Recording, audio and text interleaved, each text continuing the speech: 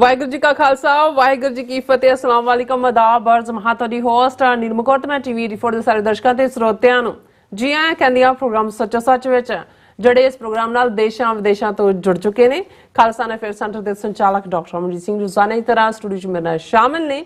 ਆਓ ਉਹਨਾਂ ਨਾਲ ਗੱਲਬਾਤ ਕਰਕੇ ਅੱਜ ਦੇ ਇਸ਼ੂਜ਼ ਉੱਪਰ ਉਹਨਾਂ ਤੋਂ ਉਹਨਾਂ ਦਾ ਤਜਜ਼ੀਆ ਜਾਣਦੇ ਹਾਂ। ਜੀ ਡਾਕਟਰ ਸਾਹਿਬ ਵਾਹਿਗੁਰੂ ਜੀ ਕਾ ਖਾਲਸਾ ਵਾਹਿਗੁਰੂ ਜੀ ਕੀ ਫਤਿਹ।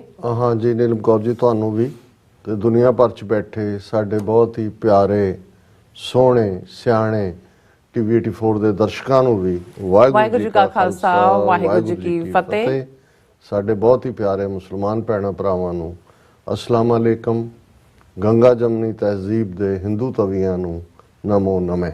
ਜੀ ਡਾਕਟਰ ਸਾਹਿਬ ਜੀ ਨੂੰ ਪ੍ਰੋਗਰਾਮ ਸੱਚੋ ਸੱਚ ਵਿੱਚ ਬਹੁਤ ਮਿਹਰਬਾਨੀ ਜੀ। ਡਾਕਟਰ ਸਾਹਿਬ ਅੱਜ 30 ਅਪ੍ਰੈਲ 2024 17 ਵਿਸਾਖ ਨਾਨਕਸ਼ਾਹੀ ਸੰਮਤ 556 ਦਾ ਦਿਨ ਹੈ ਤੇ ਡਾਕਟਰ ਸਾਹਿਬ ਪ੍ਰੋਗਰਾਮ ਸ਼ੁਰੂ ਕਰਨ ਤੋਂ ਪਹਿਲਾਂ ਆਪਣੇ ਦਰਸ਼ਕਾਂ ਤੇ ਸਰੋਤਿਆਂ ਨੂੰ ਹਮੇਸ਼ਾ ਤਰ੍ਹਾਂ ਦੱਸੀ ਵਿਊਅਰਸ ਜੇ ਤੁਸੀਂ ਹੱਕ ਸੱਚ ਇਨਸਾਫ ਤੇ ਪਹਿਰਾ ਦਿੰਦਾ ਇੱਕੋ ਇੱਕ ਚੈਨਲ ਟੀਵੀ 84 ਨੂੰ ਦੇਖਣਾ ਚਾਹੁੰਦੇ ਹੋ ਤਾਂ ਤੁਸੀਂ ਦੇਖ ਸਕਦੇ ਹੋ ਸਪੈਕਟਰਮ ਕੇਬਲ, ਆਰਸੀਐਨ ਕੇਬਲ, ਬੈਲਫਿਲਮ ਕੈਨੇਡਾ, roku, ਜਾਦੂ ਬਾਕਸ, ਸ਼ਾਵਾ, ਫੇਸਬੁੱਕ ਟੀਵੀ 84 ਦੀ ਐਪ ਰਾਹੀਂ online streaming and IP box ਤੇ ਤੁਸੀਂ ਟੀਵੀ 84 ਨੂੰ ਦੇਖ ਸਕਦੇ ਹੋ।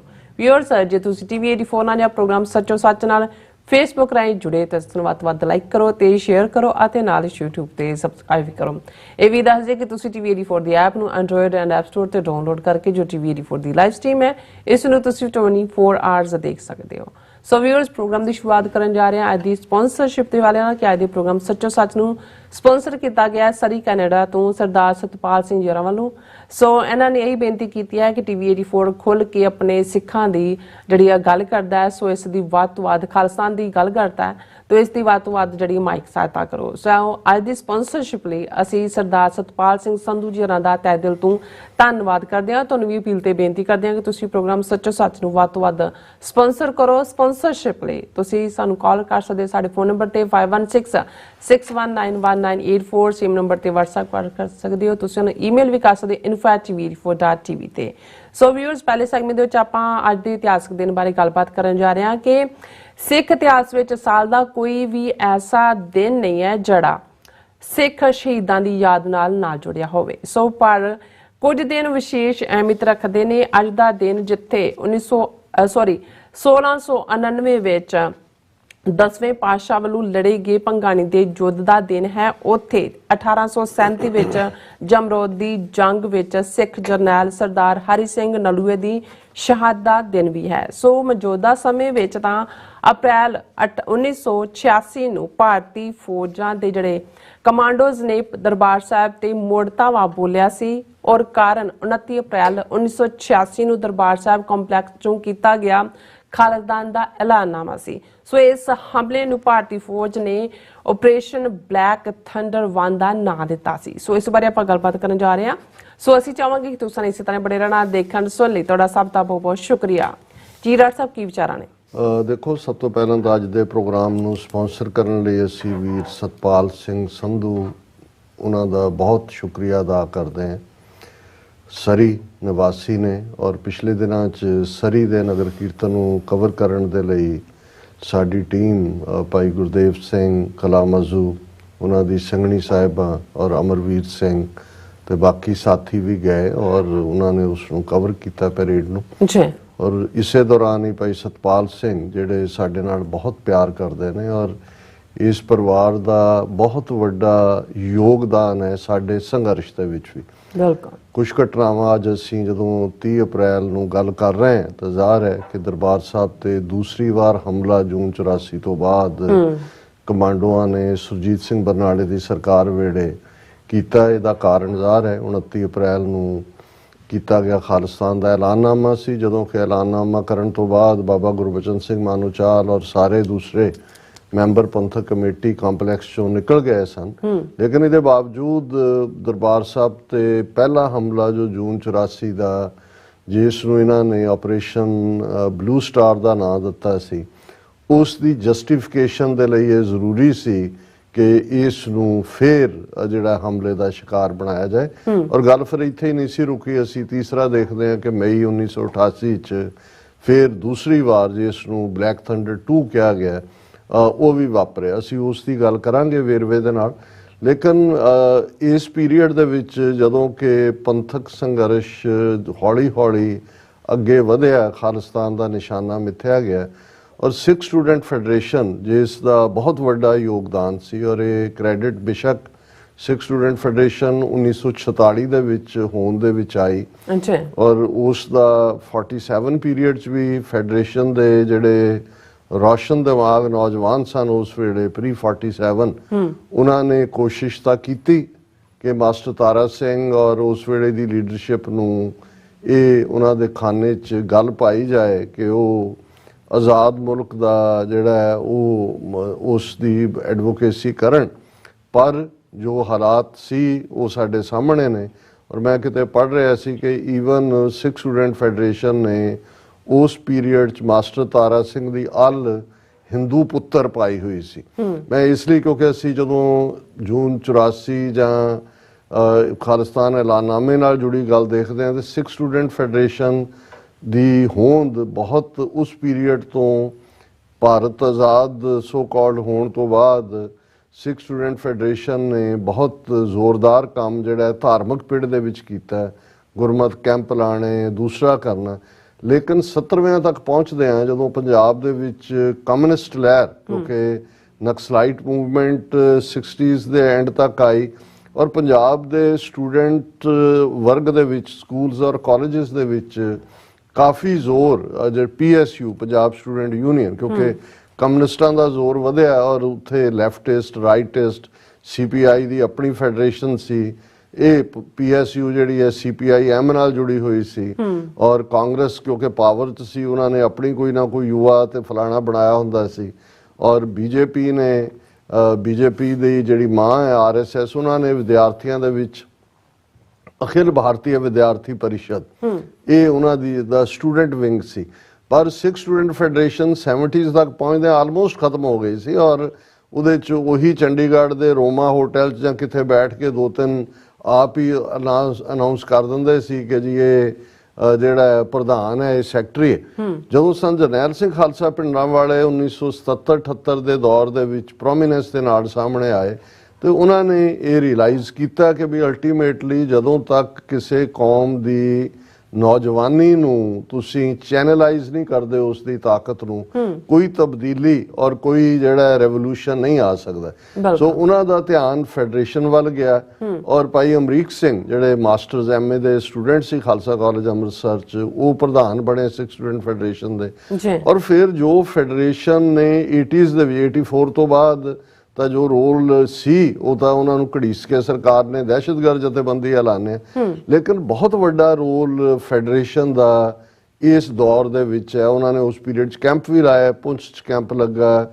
ਪੌਂਟਾ ਸਾਹਿਬ 'ਚ ਲੱਗਾ। ਉਹ ਸਿਲਸਿਲਾ ਇੱਕ ਪਾਸੇ ਧਾਰਮਿਕ ਲਹਿਰ ਅੰਮ੍ਰਿਤ ਸੰਚਾਰ ਦੀ ਔਰ ਅਵੇਅਰਨੈਸ ਦੀ ਸ਼ੁਰੂ ਹੋਈ, ਦੂਸਰੇ ਪਾਸੇ ਨਾਲ ਦੀ ਨਾਲ ਪੋਲੀਟੀਕਲ ਅਵੇਅਰਨੈਸ, ਕਿਉਂਕਿ 82 ਤੱਕ ਪਹੁੰਚਦੇ ਆ ਧਰਮ ਯੁੱਧ ਮੋਰਚਾ ਲੱਗ ਚੁੱਕਾ ਸੀ ਤੇ ਪੋਲੀਟੀਕਲ ਆਪਣੀ ਤਾਕਤ ਦੀ ਗੱਲ, ਪਾਤਸ਼ਾਹੀ ਦਾਅਵੇ ਦੀ ਗੱਲ, ਗੁਲਾਮ ਹੋਣ ਦੀ ਗੱਲ, ਜਿਸ ਨੂੰ ਸੰਤ ਭਿੰਡਰਾਂਵਾਲੇ ਆਰਟੀਕੂਲੇਟ ਕਰ ਰਹੇ ਸਨ ਪਹਿਲਾਂ ਗੁਰੂ ਨਾਨਕ ਨਿਵਾਸ ਦੇ ਵਿੱਚ, ਉਸ ਤੋਂ ਪਹਿਲਾਂ ਖੁੱਲੇ ਫਿਰਕੇ ਵੀ, ਔਰ ਉਸ ਦੇ ਵਿੱਚ ਪੰਜਾਬ ਦੀ ਨੌਜਵਾਨੀ ਦੇ ਵਿੱਚ ਅਸੀਂ ਦੇਖਦੇ ਹਾਂ ਵੀ ਹਰ ਥਾਂ ਫੈਡਰੇਸ਼ਨ ਦੀਆਂ ਜਿਹੜੀਆਂ ਨੇ ਬ੍ਰਾਂਚਿਸ ਬਣੀਆਂ, ਈਵਨ ਵਿਮਨ ਵਿੰਗ ਵੀ, ਬੱਚੀਆਂ ਦਾ, ਲੜਕੀਆਂ ਦਾ, ਜਿਸ ਦੀ ਪ੍ਰੈਜ਼ੀਡੈਂਟ ਪੁਸ਼ਪਿੰਦਰ ਕੌਰ ਔਰ ਦੂਸਰੇ ਬਾਅਦ ਦੇ ਵਿੱਚ ਵੀ ਉਹਨਾਂ ਦਾ ਇੱਕ ਵੱਡਾ ਯੋਗਦਾਨ ਰਿਹਾ। ਔਰ ਮੈਂ ਉਹਦਾ ਬੀਬੀ ਜਸਪੀਰ ਕੌਰ ਦਾ ਜ਼ਿਕਰ ਕਰ ਰਿਹਾ ਸੀ, ਸਤਨਾਮ ਸਿੰਘ ਛੀਨਾ ਦੀ ਸਿੰਘਣੀ, ਉਹਨੇ ਵੀ ਮੈਂਸ਼ਨ ਕੀਤਾ ਕਿ ਵੀ ਮੈਂ ਜਿਹੜਾ 84 ਤੋਂ ਪਹਿਲਾਂ ਹੀ ਸਿੱਖ ਸਟੂਡੈਂਟ ਫੈਡਰੇਸ਼ਨ ਗਰਲਜ਼ ਵਿੰਗ ਜਿਹੜਾ ਸੀ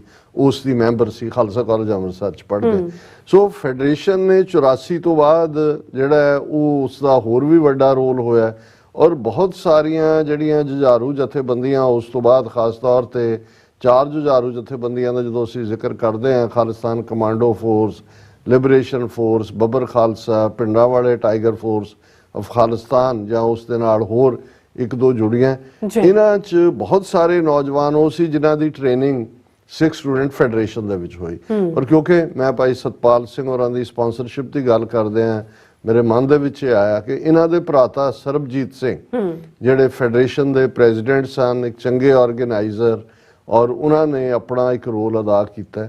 ਪਰ ਉਸ ਪੀਰੀਅਡ ਦੇ ਵਿੱਚ ਜਿਸ ਕਿਸਮ ਦਾ ਮਾਹੌਲ ਸੀ, ਦੇਖੋ ਜੇ ਤਾਂ ਕੋਈ ਮੂਵਮੈਂਟ ਬਿਲਕੁਲ ਪੀਸਫੁਲ ਚੱਲ ਰਹੀ ਹੋਏ, ਉਸ ਦਾ ਇੱਕ ਤੁਹਾਨੂੰ ਪਤਾ ਹੁੰਦਾ ਹੈ ਵੀ ਉੱਥੇ ਕੌਣ ਕਮਾਂਡ 'ਚ ਹੈ, ਕਿਹਨੂੰ ਤੁਸੀਂ ਆਰਡਰ ਦੇਣਾ ਹੈ, ਕਿਹਨੇ ਉਹਨੂੰ ਇੰਪਲੀਮੈਂਟ ਕਰਨਾ ਹੈ, ਤੇ ਜਾਂ ਬਿਲਕੁਲ ਤੁਹਾਡਾ ਓਵਰਗਰਾਉਂਡ ਕੋਈ ਮੂਵਮੈਂਟ ਨਾ ਹੋਏ, ਤੁਸੀਂ ਸਿਰਫ ਤੇ ਸਿਰਫ ਗਰੀਲਾ ਲੜਾਈ ਦੇ ਉੱਤੇ ਹੋ, ਜਿਵੇਂ ਸਾਊਥ ਅਮਰੀਕਾ ਦੀਆਂ ਜਾਂ ਬਹੁਤ ਸਾਰੀਆਂ ਵੀਅਤਨਾਮ, ਕੰਬੋਡੀਆ ਜਾਂ ਹੋਰ ਇਸ ਕਿਸਮ ਦੀਆਂ ਚੱਲਦੀਆਂ ਰਹੀਆਂ, ਉਹਦੇ 'ਚ ਵੀ ਪਤਾ ਹੁੰਦਾ ਹੈ ਵੀ ਕੀ ਹਾਲਾਂ, ਉਹਦੇ 'ਚ ਵੀ ਨਾਜਾਇਜ਼ ਕਿਲਿੰਗਸ ਹੁੰਦੀਆਂ ਨੇ, ਕਿਉਂਕਿ ਹੁੰਦਾ ਹੈ ਕਿ ਵੀ ਜਿੱਥੇ, ਪਰ ਕਿਉਂਕਿ ਜਿਹਨਾਂ ਮੈਂ ਮੂਵਮੈਂਟਸ ਦਾ ਜ਼ਿਕਰ ਕੀਤਾ, ਇਹਨਾਂ ਦੇ ਕੋਲ ਆਲਰੇਡੀ ਲੁਕਣ ਦੀਆਂ ਥਾਵਾਂ ਹੁੰਦੀਆਂ ਨੇ, ਜੰਗਲ ਨੇ ਜਾਂ ਆਈਸੋਲੇਟਡ ਥਾਵਾਂ, ਤੇ ਉਸ ਲਈ ਕੋਈ ਬਹੁਤਾ ਇਹ ਨਹੀਂ ਹੁੰਦਾ ਕਿ ਜੀ ਕਿਸੇ ਦੇ ਸ਼ੱਕ ਹੋਏ ਵੀ ਕਿਹਦੀ ਠਾਰ ਤੇ ਰੁਕੇ, ਕਿੱਥੋਂ ਨਿਕਲਦੇ ਆ, ਕਿਹਨੇ ਫੜਾ ਦਿੱਤਾ।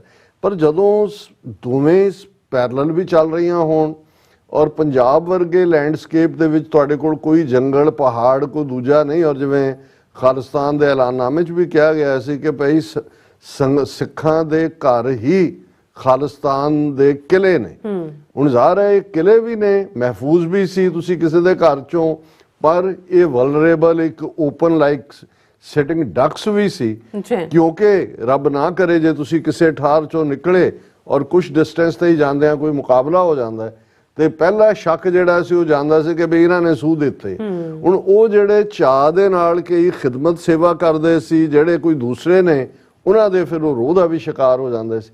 ਇਵੇਂ ਹੀ ਜਿਹੜੇ ਥੋੜੇ ਬਹੁਤ ਪੋਲੀਟੀਕਲੀ ਵਾਇਬਲ ਸੋਲੂਸ਼ਨ ਦੀ ਗੱਲ ਕਰਦੇ ਸੀ, ਉਹਨਾਂ ਦੇ ਉੱਤੇ ਇੱਕਦਮ ਸ਼ੱਕ ਚਲਾ ਜਾਂਦਾ ਸੀ। ਔਰ ਇਹਨਾਂ ਹਾਲਾਤਾਂ ਦਾ ਸ਼ਿਕਾਰ ਹੀ ਭਾਈ ਸਰਬਜੀਤ ਸਿੰਘ ਰੋਪੜ ਫੈਡਰੇਸ਼ਨ ਦੇ ਪ੍ਰਧਾਨ ਦੇ ਤੌਰ ਤੇ ਬਹੁਤ ਆਰਟੀਕੂਲੇਟ, ਬਹੁਤ ਚੰਗੇ ਸਪੀਕਰ, ਗੁੱਡ ਆਰਗੇਨਾਈਜ਼ਰ, ਪਰ ਅਨਫੋਰਚੂਨੇਟਲੀ ਜਿਹਨਾਂ ਸਰਕਮਸਟੈਂਸਿਸ ਦੇ ਵਿੱਚ ਉਹਨਾਂ ਨੇ ਜਿਹੜਾ ਉਹ ਆਪਣਾ ਆਪਾ ਜਿਹੜਾ ਉਹ ਕੁਰਬਾਨ ਕੀਤਾ, ਉਹ ਉਹਨਾਂ ਨੇ ਸਾਰੇ ਪਰਿਵਾਰ ਨੂੰ ਵੀ ਬਹੁਤ ਵੱਡਾ ਝਟਕਾ ਦਿੱਤਾ ਹੈ। ਔਰ ਭਾਈ ਸਤਪਾਲ ਸਿੰਘ ਜਿਹੜੇ ਇੱਕ ਬੜੇ, ਕੱਲਾ ਇਹੀ ਨਹੀਂ ਕਿ ਵੀ ਉਹ ਇੱਕ ਡੈਡੀਕੇਟਡ ਗੁਰਸਿੱਖ ਨੇ, ਉਹ ਇੱਕ ਰੂਹਾਨੀ ਤੌਰ ਦੇ ਉੱਤੇ ਵੀ ਜੋ ਉਹਨਾਂ ਨੇ ਉਹ ਸਫ਼ਰ ਤੈਅ ਕੀਤਾ ਹੋਇਆ। ਔਰ ਜਦੋਂ ਵੀ ਉਹਨਾਂ ਦੇ ਨਾਲ ਕਦੇ ਗੁਫ਼ਤਗੂ ਹੁੰਦੀ ਹੈ ਤੇ ਉਹ ਇੰਨੇ ਪਿਆਰ 'ਚ ਭਰੇ ਹੁੰਦੇ ਨੇ, ਗੁਰੂ ਦੇ ਪਿਆਰ 'ਚ, ਔਰ ਕਈ ਵਾਰ ਉਦਾਸੀ 'ਚ ਵੀ ਹੁੰਦੇ ਨੇ, ਪਰ ਉਹ ਹਮੇਸ਼ਾ ਉਸ ਨੂੰ ਵੀ ਆਪਣੇ ਪਿਆਰੇ ਦੀ ਖੇਡ ਸਮਝਦੇ ਨੇ। ਔਰ ਇੱਥੇ ਵੀ ਉਹਨਾਂ ਦੇ ਨਾਲ ਸਬੱਬ ਜਦੋਂ ਉਹ ਇੱਥੇ ਆਏ, ਡਾਕਟਰ ਰਣਜੀਤ ਸਿੰਘ ਹੋਰਾਂ ਦੇ ਨਾਲ ਹੀ ਕੁਛ ਦੇਰ ਉਹਨਾਂ ਨੇ ਜਿਹੜਾ ਉਹ ਕੰਮ ਕੀਤਾ। ਔਰ ਇੱਥੇ ਹੁੰਦਿਆਂ ਹੀ ਮੈਂ ਇਹ ਦੇਖਿਆ ਸੀ ਕਿ ਵੀ ਬੜੀ ਇੱਕ ਨੇਕ ਦਿਲ, ਸਾਫ਼ ਤਰਬੀਅਤ ਔਰ ਇਮਾਨਦਾਰੀ ਵਾਲੀ ਪਹੁੰਚ ਔਰ ਗੁਰਸਿੱਖੀ ਪਿਆਰ ਜ਼ਾਹਰ ਹੈ। ਇਹਨਾਂ ਦੇ ਮਾਤਾ ਪਿਤਾ ਜਿਵੇਂ ਸਾਡੇ ਵੀਰ ਭਾਈ ਗੁਰਦੇਵ ਸਿੰਘ ਵੀ ਦੱਸਦੇ ਨੇ, ਜਿਹਨਾਂ ਨਾਲ ਇਸ ਪਰਿਵਾਰ ਦਾ ਬਹੁਤ ਪੁਰਾਣਾ ਸੰਬੰਧ ਹੈ, ਕਿ ਕਿਵੇਂ ਡੈਡੀਕੇਟਡ ਮਦਰ, ਡੈਡੀਕੇਟਡ ਫਾਦਰ ਔਰ ਪੰਥ ਲਈ ਪਿਆਰ, ਔਰ ਇਹ ਜਿਹੜਾ ਇੱਕ ਇਸ ਕਿਸਮ ਦਾ ਵਰਤਾਰਾ ਪਰਿਵਾਰ ਦੇ ਵਿੱਚ ਵਾਪਰਿਆ, ਉਹਨਾਂ ਨੂੰ ਬਹੁਤ ਸਦਮਾ ਵੀ ਦਿੱਤਾ। ਔਰ ਖਾਸ ਤੌਰ ਤੇ ਹੁੰਦਾ ਹੈ ਕਿ ਭਾਈ ਜਦੋਂ ਪੁੱਤਰ ਤੁਸੀਂ ਤੋਰਿਆ ਹੋਏ ਕੌਮ ਦੇ ਲਈ, ਔਰ ਉਹਨਾਂ ਸ਼ੱਕੀ ਹਾਲਾਤਾਂ ਦੇ ਵਿੱਚ ਉਸ ਕਿਸਮ ਦੀ ਇਲਜ਼ਾਮਬਾਜ਼ੀ ਵੀ ਹੋਏ ਔਰ ਕੋਈ ਕਲੈਰਿਟੀ ਵੀ ਨਾ ਹੋਏ। ਔਰ ਇਹ ਅਸੀਂ ਸਮਝਦੇ ਹਾਂ ਕਿ ਵੀ ਇਹ ਸਾਡੀ ਜੁਝਾਰੂ ਲੀਡਰਸ਼ਿਪ ਜਿਹੜੇ ਅੱਜ ਉਸ ਦੌਰ ਦੇ ਸਰਵਾਈਵਰ ਵੀ ਨੇ, ਇਹ ਫਰਜ਼ ਵੀ ਬਣਦਾ ਹੈ ਵੀ ਕੁਝ ਐਸੇ ਇਸ਼ੂਜ਼ ਜਿਨ੍ਹਾਂ ਦੇ ਬਾਰੇ ਅਜੇ ਤੱਕ ਵੀ ਜਿਹੜਾ ਭਰਮ ਭੁਲੇਖਾ ਹੈ, ਕੋਈ ਗਲਤੀ ਜਿਹੜੀ ਹੈ ਉਹ ਹੁੰਦੀ ਹੈ। ਕਈ ਵਾਰ ਇਹ ਵੀ ਹੁੰਦਾ ਹੈ ਵੀ ਉਹਨਾਂ ਸਰਕਮਸਟੈਂਸਿਸ 'ਚ ਬਹੁਤ ਸਾਰੇ ਕੁਛ ਇਸ ਕਿਸਮ ਦੇ ਫੈਸਲੇ ਵੀ ਲਏ ਜਾਂਦੇ ਨੇ, ਪਰ ਜਿਵੇਂ ਅਸੀਂ ਕਹਿੰਦੇ ਵੀ healing touch to put the lid on the stuff, ਇਸ ਕਿਸਮ ਦੇ ਜਿਹੜੇ ਵਾਕਿਆ ਨੇ ਉਹਨਾਂ ਦੇ ਬਾਰੇ ਕਲੈਰਿਟੀ ਦੇ ਨਾਲ ਜਿਹੜੇ ਉਸ ਪੀਰੀਅਡ ਦੇ ਉਸ ਦੌਰ ਦੇ ਵਿੱਚ ਰਹੇ, ਉਹਨਾਂ ਨੂੰ ਦੇ should put the lid on it. ਔਰ ਅਸੀਂ ਇਹ ਸਮਝਦੇ ਹਾਂ ਵੀ ਜਿੱਥੇ ਭਾਈ ਸਤਪਾਲ ਸਿੰਘ ਹੋਰਾਂ ਨੇ ਬੜਾ ਝੋਰਾ ਕੀਤਾ, ਡਾਕਟਰ ਰਣਜੀਤ ਸਿੰਘ ਹੋਰਾਂ ਦੇ ਜਾਣ ਦਾ ਜਿਹੜਾ ਸਾਨੂੰ ਹੈ ਹੀ ਹੈ, ਔਰ ਹੁਣ ਵੀ ਉਹ ਇੰਤਹਾ ਮੁਹੱਬਤ ਕਰਦੇ ਨੇ। ਔਰ ਉਹਨਾਂ ਨੇ ਬੜੀ ਪਿਆਰੀ ਜਿਹੜੀ ਪੱਤਰਕਾ ਵੀ, ਚਿੱਠੀ ਵੀ ਲਿਖ ਕੇ ਬਾਈ ਹੈਂਡ ਭਾਈ ਗੁਰਦੇਵ ਸਿੰਘ ਹੋਰਾਂ ਕੋਲ ਭੇਜੀ।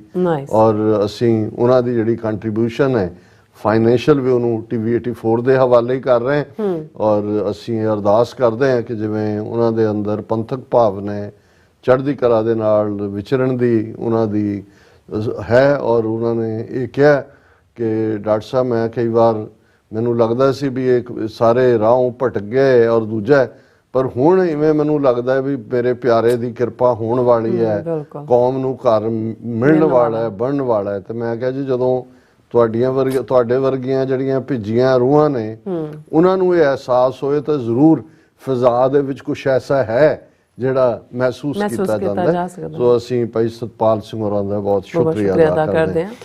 ਤੁਸੀਂ ਵੱਡੇ ਦਿਨਾਂ ਦੀ ਗੱਲ ਕੀਤੀ, 1699 ਵੀ ਔਰ 1837 ਵੀ ਔਰ 1986 ਵੀ। ਅੱਛਾ। ਔਰ ਵੈਸੇ ਵੀ ਮੈਂ ਜਦੋਂ ਤੁਸੀਂ ਇਹ ਕਿਹਾ ਵੀ ਕੋਈ ਦਿਨ ਐਸਾ ਨਹੀਂ ਹੈ ਜਿਹੜਾ ਸਾਡੇ ਸ਼ਹੀਦਾਂ ਦੇ ਖੂਨ ਨਾਲ ਦਿਨ ਰੰਗਿਆ ਨਾ ਹੋਏ, ਕੋਈ ਇਸ ਕਿਸਮ ਦਾ ਵਰਤਾਰਾ ਨਾ ਹੋਇਆ ਹੋਏ। 365 ਦਿਨ ਹੀ ਹੁੰਦੇ ਨੇ ਸਾਲ ਦੀ ਵੰਡ ਦੇ, ਤੇ ਸਾਰਾ ਇਤਿਹਾਸ ਹੀ ਭਰਿਆ ਹੋਇਆ।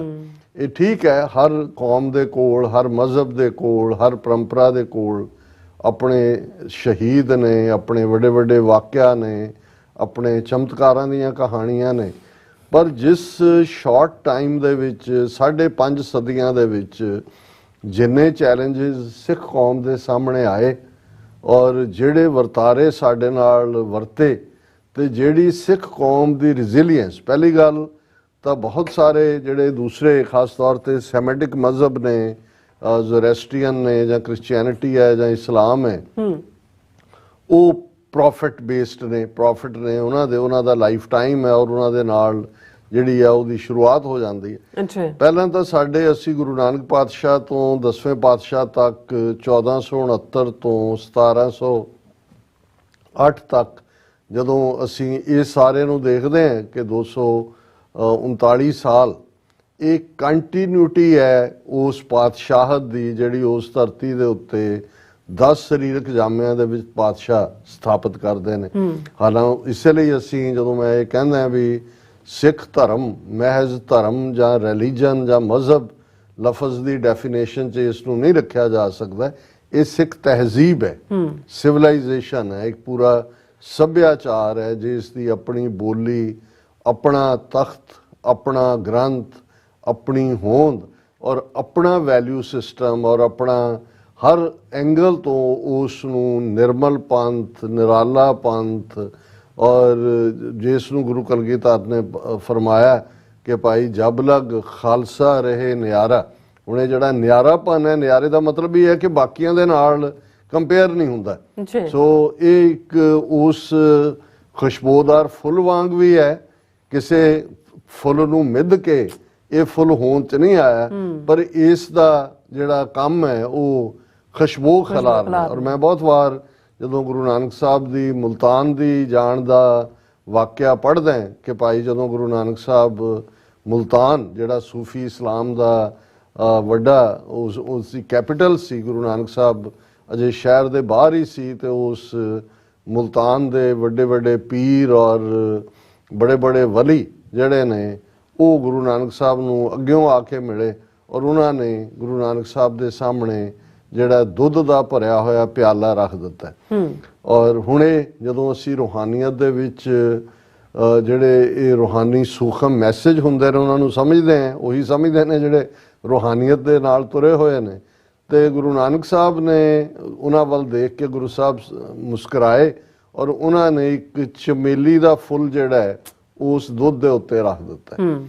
ਹੁਣ ਇਸ ਨੂੰ ਜਦੋਂ ਸਾਡੇ ਵੱਡੇ ਸਕਾਲਰ ਭਾਈ ਗੁਰਦਾਸ ਜੀ ਨੇ ਬਿਆਨਿਆ ਕਿ ਫਿਰ ਬਾਬਾ ਮੇਲਿਓਂ ਬਾਬਾ ਉੱਠਿਆ, ਅਚਲ ਵਟਾਲੇ ਦੀ ਗੱਲ ਉੱਥੋਂ ਮੇਲਾ ਲੱਗਦਾ ਸੀ ਸ਼ਿਵਰਾਤਰੀ ਦਾ, ਅਚਲ ਵਟਾਲੇ ਤੋਂ ਅਗਲਾ ਪੜਾ ਮੁਲਤਾਨ, ਮੇਲਿਓਂ ਬਾਬਾ ਉੱਠਿਆ ਮੁਲਤਾਨੇ ਦੀ ਜ਼ਿਆਰਤ ਜਾਈ, ਅੱਗੋਂ ਪੀਰ ਮੁਲਤਾਨ ਦੇ ਦੁੱਧ ਕਟੋਰਾ ਭਰ ਲੈ ਆਈ, ਬਾਬੇ ਕੱਢ ਕਰ ਬਗਲ ਤੇ ਚਮੇਲੀ ਦੁੱਧ ਵਿੱਚ ਰਲਾਈ, ਜਿਉਂ ਸਾਗਰ ਵਿੱਚ ਗੰਗ ਸਮਾਈ। ਮੈਨੂੰ ਹਮੇਸ਼ਾ ਇਹ ਸਾਖੀ ਬਹੁਤ ਚੰਗੀ ਲੱਗਦੀ ਹੈ। ਮੈਸੇਜ ਇਹ ਸੀ ਕਿ ਭਲਿਓ ਕਿਉਂ ਫਿਕਰ ਕਰਦੇ ਹੋ। ਉਹਨਾਂ ਨੂੰ ਤਾਂ ਫਿਕਰ ਸੀ ਵੀ ਏਡਾ ਪੁੱਜਿਆ ਵਲੀ ਰੱਬ ਦਾ ਬੰਦਾ ਇੱਥੇ ਆ ਗਿਆ ਤੇ ਸਾਨੂੰ ਕੌਣ ਪੁੱਛੇਗਾ। ਤੇ ਗੁਰੂ ਸਾਹਿਬ ਨੇ ਕਿਹਾ ਵੀ ਨਹੀਂ, ਜਿਹੜੇ ਫਕੀਰ ਨੇ ਰੱਬ ਦੇ ਬੰਦੇ ਨੇ ਇਹ ਖੁਸ਼ਬੂ ਹੁੰਦੇ ਨੇ, ਖੁਸ਼ਬੂ ਵਾਂਗ ਖੁਸ਼ਬੂ ਫਿਰ ਇਹ ਕਬਜ਼ੇ 'ਚ ਨਹੀਂ ਯਕੀਨ ਰੱਖਦੇ। ਔਰ ਇਹ ਗੱਲ ਉਹਨਾਂ ਨੇ ਪਿਆਲਾ ਦੁੱਧ ਦਾ ਭਰਿਆ ਇਸ ਲਈ ਲਿਆਂਦਾ ਸੀ ਦੱਸਣ ਲਈ ਵੀ ਇਹ ਸ਼ਹਿਰ ਭਰਿਆ ਹੋਇਆ ਪੀਰਾਂ ਨਾਲ, ਤੁਹਾਡੇ ਇੱਥੇ ਕਿਸੇ ਸਨੇਹ ਦੀ ਲੋੜ ਨਹੀਂ।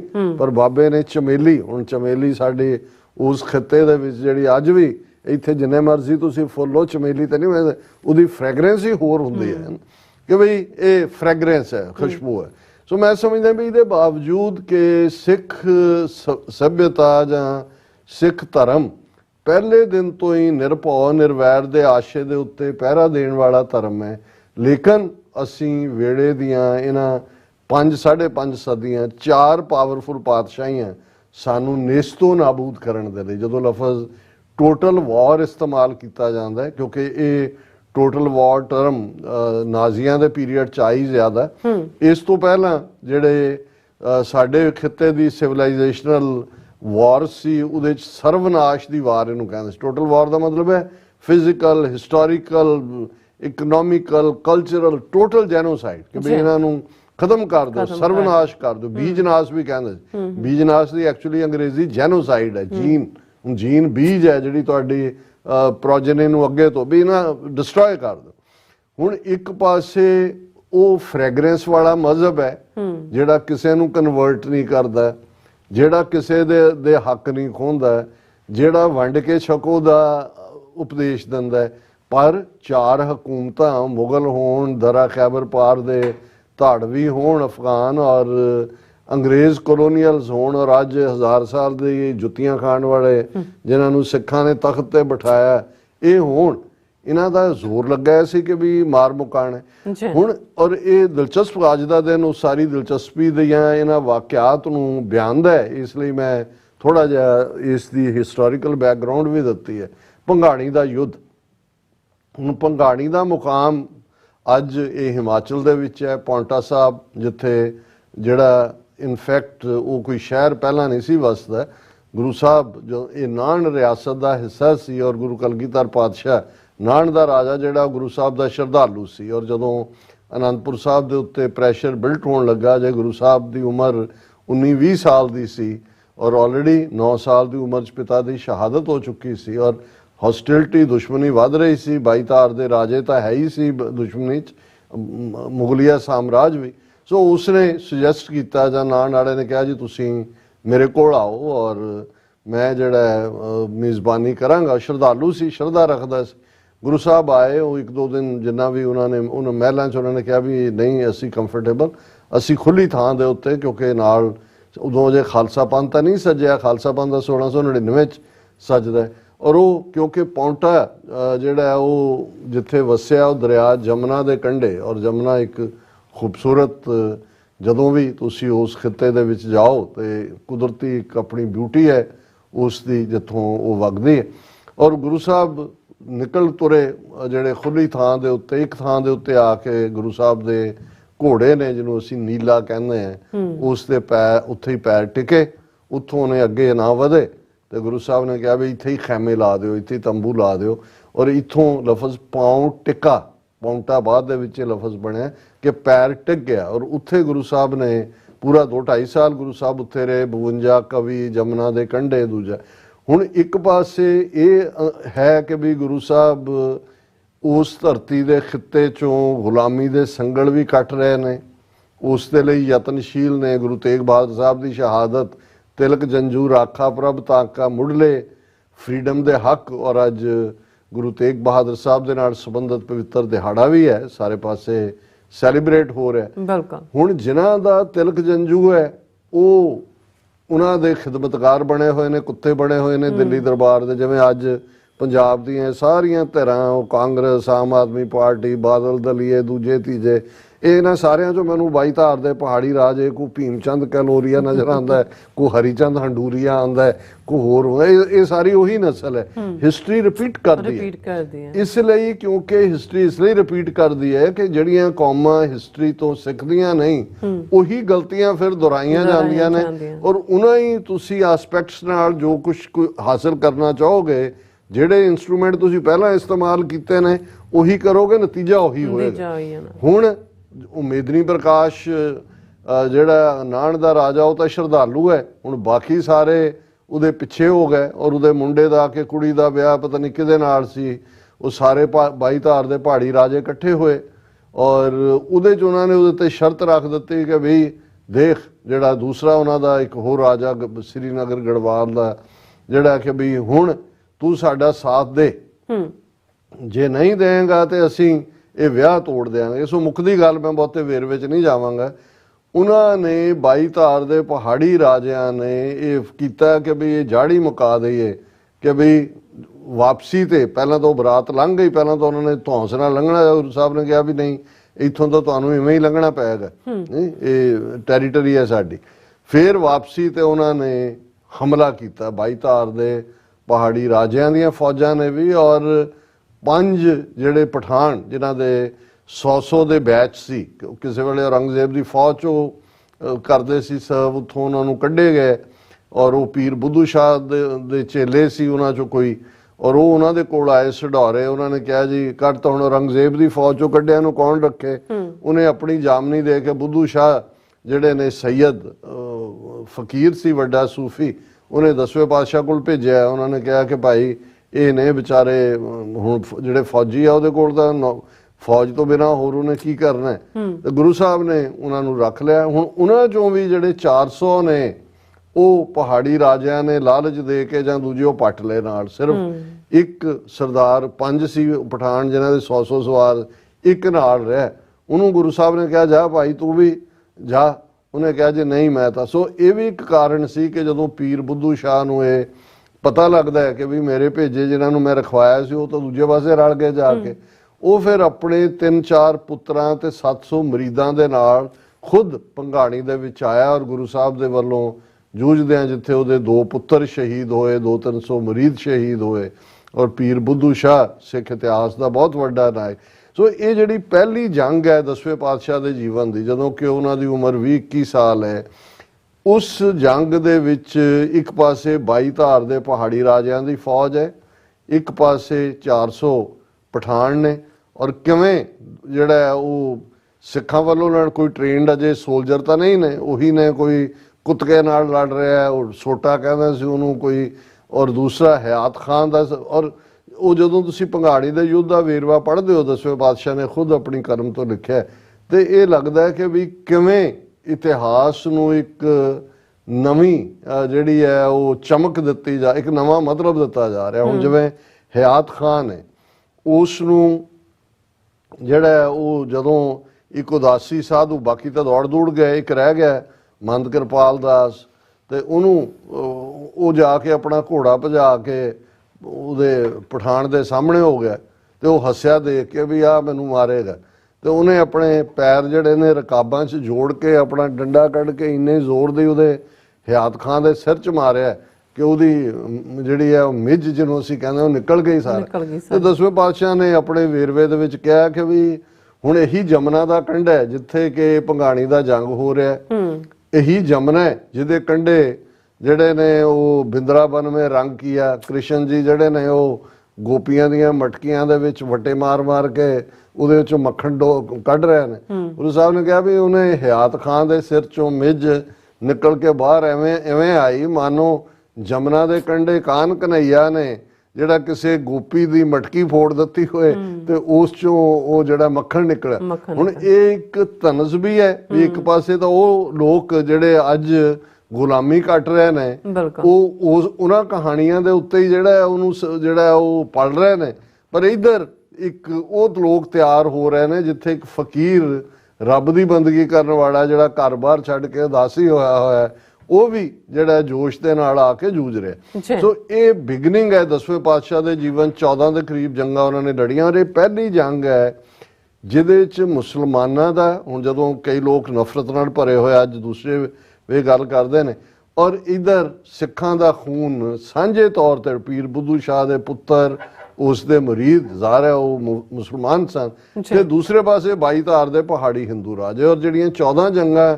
ਗੁਰੂ ਸਾਹਿਬ ਲੜਦੇ ਨੇ, 11 ਦੇ ਲਗਭਗ ਕੱਲੀਆਂ ਪਹਾੜੀਆਂ ਦੇ ਨਾਲ ਹਿੰਦੂਆਂ ਦੇ ਨਾਲ ਰਾਜਪੂਤ ਰਾਜੇ ਨੇ, ਸਾਰੇ ਬੜੇ ਆਪਣੇ ਆਪ ਨੂੰ, ਕੋਈ ਰਾਣਾ ਹੈ, ਕੋਈ ਪਰਮਾਰ ਹੈ, ਕੋਈ ਪ੍ਰਹਾਰ ਹੈ, ਕੋਈ ਇਸ ਕਿਸਮ ਦੇ ਤੁਸੀਂ ਉਹਨਾਂ ਦੇ ਨਾਂ ਦੇਖਦੇ ਹੋ। ਸੋ ਹੁਣ ਉੱਥੋਂ ਜੇ ਅਸੀਂ ਭੰਗਾਣੀ ਤੋਂ ਸਿੱਧਾ 1837 ਚ ਪਹੁੰਚ ਜਾਈਏ, ਇਧਰ ਮਾਰਕਿੰਗ ਸਿੱਖ ਰਾਜ ਦੀ ਇਧਰ ਹੋਈ ਹੈ, ਦੂਸਰੇ ਪਾਸੇ ਜਨਰਲ ਹਰੀ ਸਿੰਘ ਨਲੂਆ, ਕੋਈ ਛੋਟਾ ਨਾਂ ਨਹੀਂ ਹੈ, ਕੱਲਾ ਇਹੀ ਨਹੀਂ ਵੀ ਉਹ ਕਮਾਂਡਰ ਇਨ ਚੀਫ ਨਲੂਆ ਹੀ ਹੈ। ਇੱਕ ਜ਼ਮਾਨਾ ਆਏਗਾ ਜਦੋਂ ਨਲੂਏ ਨੂੰ ਬੇਸ਼ੱਕ ਦੁਨੀਆ ਦੇ ਪ੍ਰੋਮਿਨੈਂਟ ਜਰਨੈਲਾਂ ਚੋਂ ਪਹਿਲਾਂ ਹੀ ਮੰਨਿਆ ਜਾਂਦਾ ਹੈ ਐਜ਼ ਏ ਐਡਮਿਨਿਸਟ੍ਰੇਟਰ ਔਰ ਐਜ਼ ਏ ਡੈਡੀਕੇਟਿਡ ਸਿੱਖ। ਔਰ ਅੱਜ ਦਾ ਉਹ ਦਿਨ ਹੈ, ਇੱਕ ਪਾਸੇ ਉਹ ਪੱਛਮ ਹੈ ਜਿੱਥੋਂ ਦਰਾ ਖੈਬਰ ਤੋਂ ਹਰ ਹਮਲਾਵਰ ਹਜ਼ਾਰਾਂ ਸਾਲਾਂ ਤੋਂ ਪੰਜਾਬ ਦੀ ਸਰਜ਼ਮੀਨ ਨੂੰ ਕ੍ਰਾਸ ਕਰਕੇ ਗੁਜਰਾਤ ਤੱਕ ਪਹੁੰਚਦਾ ਸੀ, ਉੱਥੇ ਕਿਵੇਂ ਹਰੀ ਸਿੰਘ ਨਲੂਏ ਨੇ ਪੇਸ਼ਾਵਰ ਫਤਹ ਕੀਤਾ, ਕਿਵੇਂ ਉਹਨਾਂ ਨੇ ਪੇਸ਼ਾਵਰ ਤੋਂ ਜਮਰੌਦ ਤੱਕ ਸਟ੍ਰਿੰਗ ਜਿਹੜੀ ਹੈ 70 ਦੇ ਕਰੀਬ ਕਿਲੇ, ਔਰ ਅੱਜ ਉਹ ਦਿਨ ਹੈ ਜਿਸ ਦਿਨ ਜਦੋਂ ਉਹਨਾਂ ਨੂੰ ਪਤਾ ਲੱਗਾ ਜਿਹੜੇ ਆਲੇ ਦੁਆਲੇ ਦੇ ਬੁਲਖਈਆ ਸੀ ਔਰ ਦੂਜਾ ਕਿ ਵੀ ਹਰੀ ਸਿੰਘ ਨਲੂਆ ਬਿਮਾਰ ਪਿਆ ਪੇਸ਼ਾਵਰ ਦੇ ਵਿੱਚ, ਉਹਨਾਂ ਨੇ ਕਿਹਾ ਵੀ ਇਹ ਜਿਹੜਾ ਜਮਰੌਦ ਦਾ ਕਿਲਾ ਹੈ ਇਸ ਦੇ ਉੱਤੇ ਕਬਜ਼ਾ ਕਰੋ, ਇੱਥੋਂ ਕੱਢੋ ਇਹਨਾਂ ਨੂੰ, ਔਰ ਵੱਡਾ ਹਜ਼ਾਰਾਂ ਦੀ ਗਿਣਤੀ 'ਚ ਉਹ ਪਹੁੰਚ ਜਾਂਦੇ ਨੇ। ਇਧਰ ਮਹਾਰਾਜਾ ਰਣਜੀਤ ਸਿੰਘ ਦੇ ਪੋਤੇ ਦਾ ਵਿਆਹ ਹੈ, ਡੋਗਰੇ ਜਿਹੜੇ ਨੇ ਉਹ ਚਿੱਠੀਆਂ ਜਿਹੜੀਆਂ ਨੇ ਉਹ ਮਹਾਰਾਜੇ ਤੱਕ ਪਹੁੰਚਣ ਹੀ ਨਹੀਂ ਦਿੰਦਾ ਧਿਆਨ ਸਿੰਘ ਕਿ ਬਈ ਹਮਲਾ ਹੋ ਗਿਆ ਭੇਜੋ, ਤੇ ਬਿਮਾਰੀ ਦੀ ਹਾਲਤ 'ਚ ਹਰੀ ਸਿੰਘ ਨਲੂਆ ਜਿੰਨੀ ਉਹਦੀ ਕਮਾਂਡ ਦੀ ਫੌਜ ਸੀ ਲੈ ਕੇ ਪਹੁੰਚਦਾ, ਜਦੋਂ ਉੱਥੇ ਪਤਾ ਹੀ ਲੱਗਦਾ ਵੀ ਨਲੂਆ ਆਇਆ, ਦੇਖ ਤਾਂ ਉਹੀ ਦੌੜਨ ਨੂੰ ਹੁੰਦੇ ਨੇ।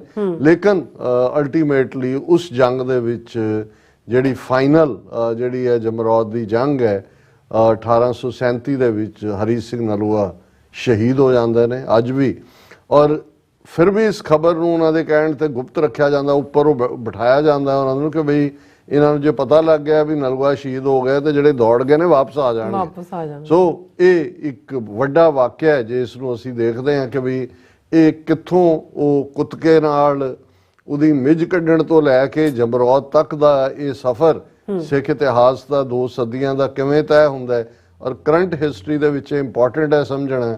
ਕੱਲ ਅਸੀਂ ਗੱਲ ਕੀਤੀ ਸੀ 29 ਅਪ੍ਰੈਲ 1986 ਖਾਲਿਸਤਾਨ ਐਲਾਨ ਦਿਵਸ, ਔਰ ਇਹ ਆਪਣੇ ਆਪ ਦੇ ਵਿੱਚ ਆਪਣਾ ਜਿਹੜਾ ਰਾਜ ਭਾਗ 1849 ਚ ਅੰਗਰੇਜ਼ਾਂ ਦੇ ਪੇਟੇ ਪਿਆ, 1947 ਚ ਅਸੀਂ ਮੌਕਾ ਗਵਾਇਆ, ਉਸ ਨੂੰ ਮੁੜ ਹਾਸਲ ਕਰਨ ਦਾ ਜਿਹੜਾ ਬਿਗਲ ਵੱਜਿਆ ਆਜ਼ਾਦੀ ਦਾ, ਜੂਨ 84 ਦਾ ਪਹਿਲਾ ਹਫ਼ਤਾ ਸੰਤ ਪਿੰਡਾਂ ਵਾਲਿਆਂ ਦੇ ਅਲਫਾਜ਼ ਦਾ ਅਸੀਂ ਜ਼ਿਕਰ ਕੀਤਾ ਸੀ ਖਾਲਿਸਤਾਨ ਦੀ ਨੀਂਹ ਰੱਖਣ ਦਾ।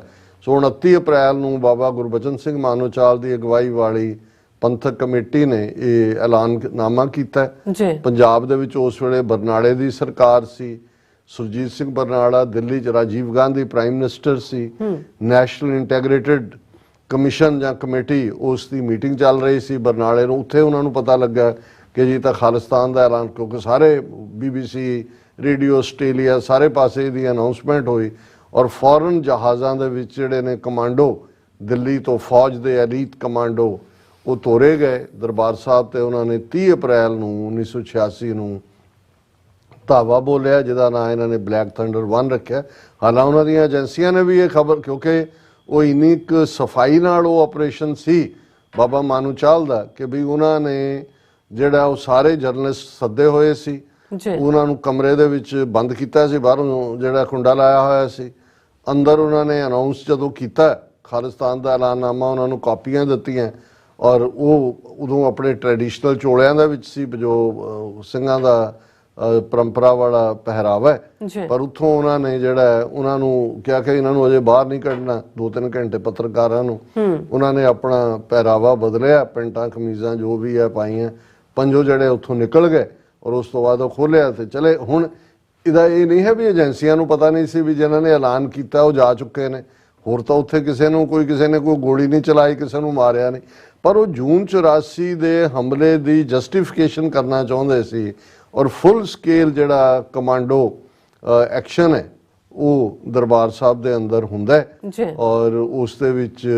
ਹਾਲਾਂ ਉਹਦੇ ਅੰਦਰ ਕੀ ਹੋਇਆ, ਰਿਪੋਰਟਿੰਗ ਕੀ ਹੈ, ਔਰ ਉਹਦੇ 'ਚ ਕੁਛ ਗੁਰੂ ਗ੍ਰੰਥ ਸਾਹਿਬ ਦੇ ਅਖੰਡ ਪਾਠ ਵੀ ਖੰਡਿਤ ਹੁੰਦੇ ਨੇ, ਗ੍ਰਿਫਤਾਰੀ ਵੀ ਹੁੰਦੀ ਹੈ, ਜੇ ਸਾਰੇ ਦੇ ਵਿੱਚ ਅਸੀਂ ਦੇਖਦੇ ਹਾਂ, ਕਿਉਂਕਿ ਉਦੋਂ ਤੱਕ ਭਾਈ ਗੁਰਦੇਵ ਸਿੰਘ ਕੌਂਕੇ ਜਿਨ੍ਹਾਂ ਨੂੰ ਐਕਟਿੰਗ ਜਥੇਦਾਰ 26 ਜਨਵਰੀ 1986 ਚ ਐਲਾਨਿਆ ਜਾ ਚੁੱਕਾ ਸੀ, ਇਹ ਸਾਰੇ ਦੇ ਨਾਲ ਜੁੜਿਆ ਹੋਇਆ ਪਾਠ ਵੀ ਹੈ, ਔਰ ਬਹੁਤ ਸਾਰਾ ਐਸਾ ਕੁਛ ਹੈ। ਲੇਕਿਨ ਇਹ ਇੱਕ ਆਪਣੇ ਆਪ ਦੇ ਵਿੱਚ ਭਾਰਤੀ ਫੌਜ ਦਾ ਜੂਨ 84 ਤੋਂ ਬਾਅਦ ਸੈਕੰਡ ਹਮਲਾ ਜਿਹੜਾ ਹੈ, ਜਿਸ ਨੂੰ ਉਹਨਾਂ ਨੇ, ਕਿਉਂਕਿ ਆਪਰੇਸ਼ਨ ਉੱਥੇ ਤਾਂ ਕੋਈ ਰੈਜ਼ਿਸਟੈਂਸ ਹੈ ਨਹੀਂ ਸੀ, ਅੰਦਰ ਹਥਿਆਰਬੰਦ ਲੋਕ ਤਾਂ ਹੈ ਹੀ ਨਹੀਂ ਸੀ, ਨਾ ਅੰਦਰੋਂ ਕੋਈ ਹਥਿਆਰ ਮਿਲਿਆ ਨਾ ਕੋਈ ਸਿੰਘ ਸੀ, ਲੇਕਿਨ ਉਹ ਇਹ ਜਸਟੀਫਾਈ ਕਰਨਾ ਕਿਉਂਕਿ ਉਹਨਾਂ ਨੂੰ ਇਹ ਲੱਗਦਾ ਸੀ ਵੀ ਜੂਨ 84 ਜਿਹੜਾ ਉਹ ਉਹਨਾਂ ਦੀ ਬਹੁਤ ਵੱਡੀ ਹਾਰ ਹੋਈ ਹੈ, ਕਿਉਂਕਿ ਇੱਕ ਵੀ ਸਿੱਖ ਨੇ ਸਰੈਂਡਰ ਨਹੀਂ ਸੀ ਕੀਤਾ ਜੂਨ 84 ਔਰ ਇਹ fighting to the last breath and bullet ਜਿਹੜਾ ਈਵਨ ਮਾਰਕ ਟਲੀ ਜਾਂ ਸਤੀਸ਼ ਜੈਕਬ ਨੇ ਵੀ ਕਿਹਾ।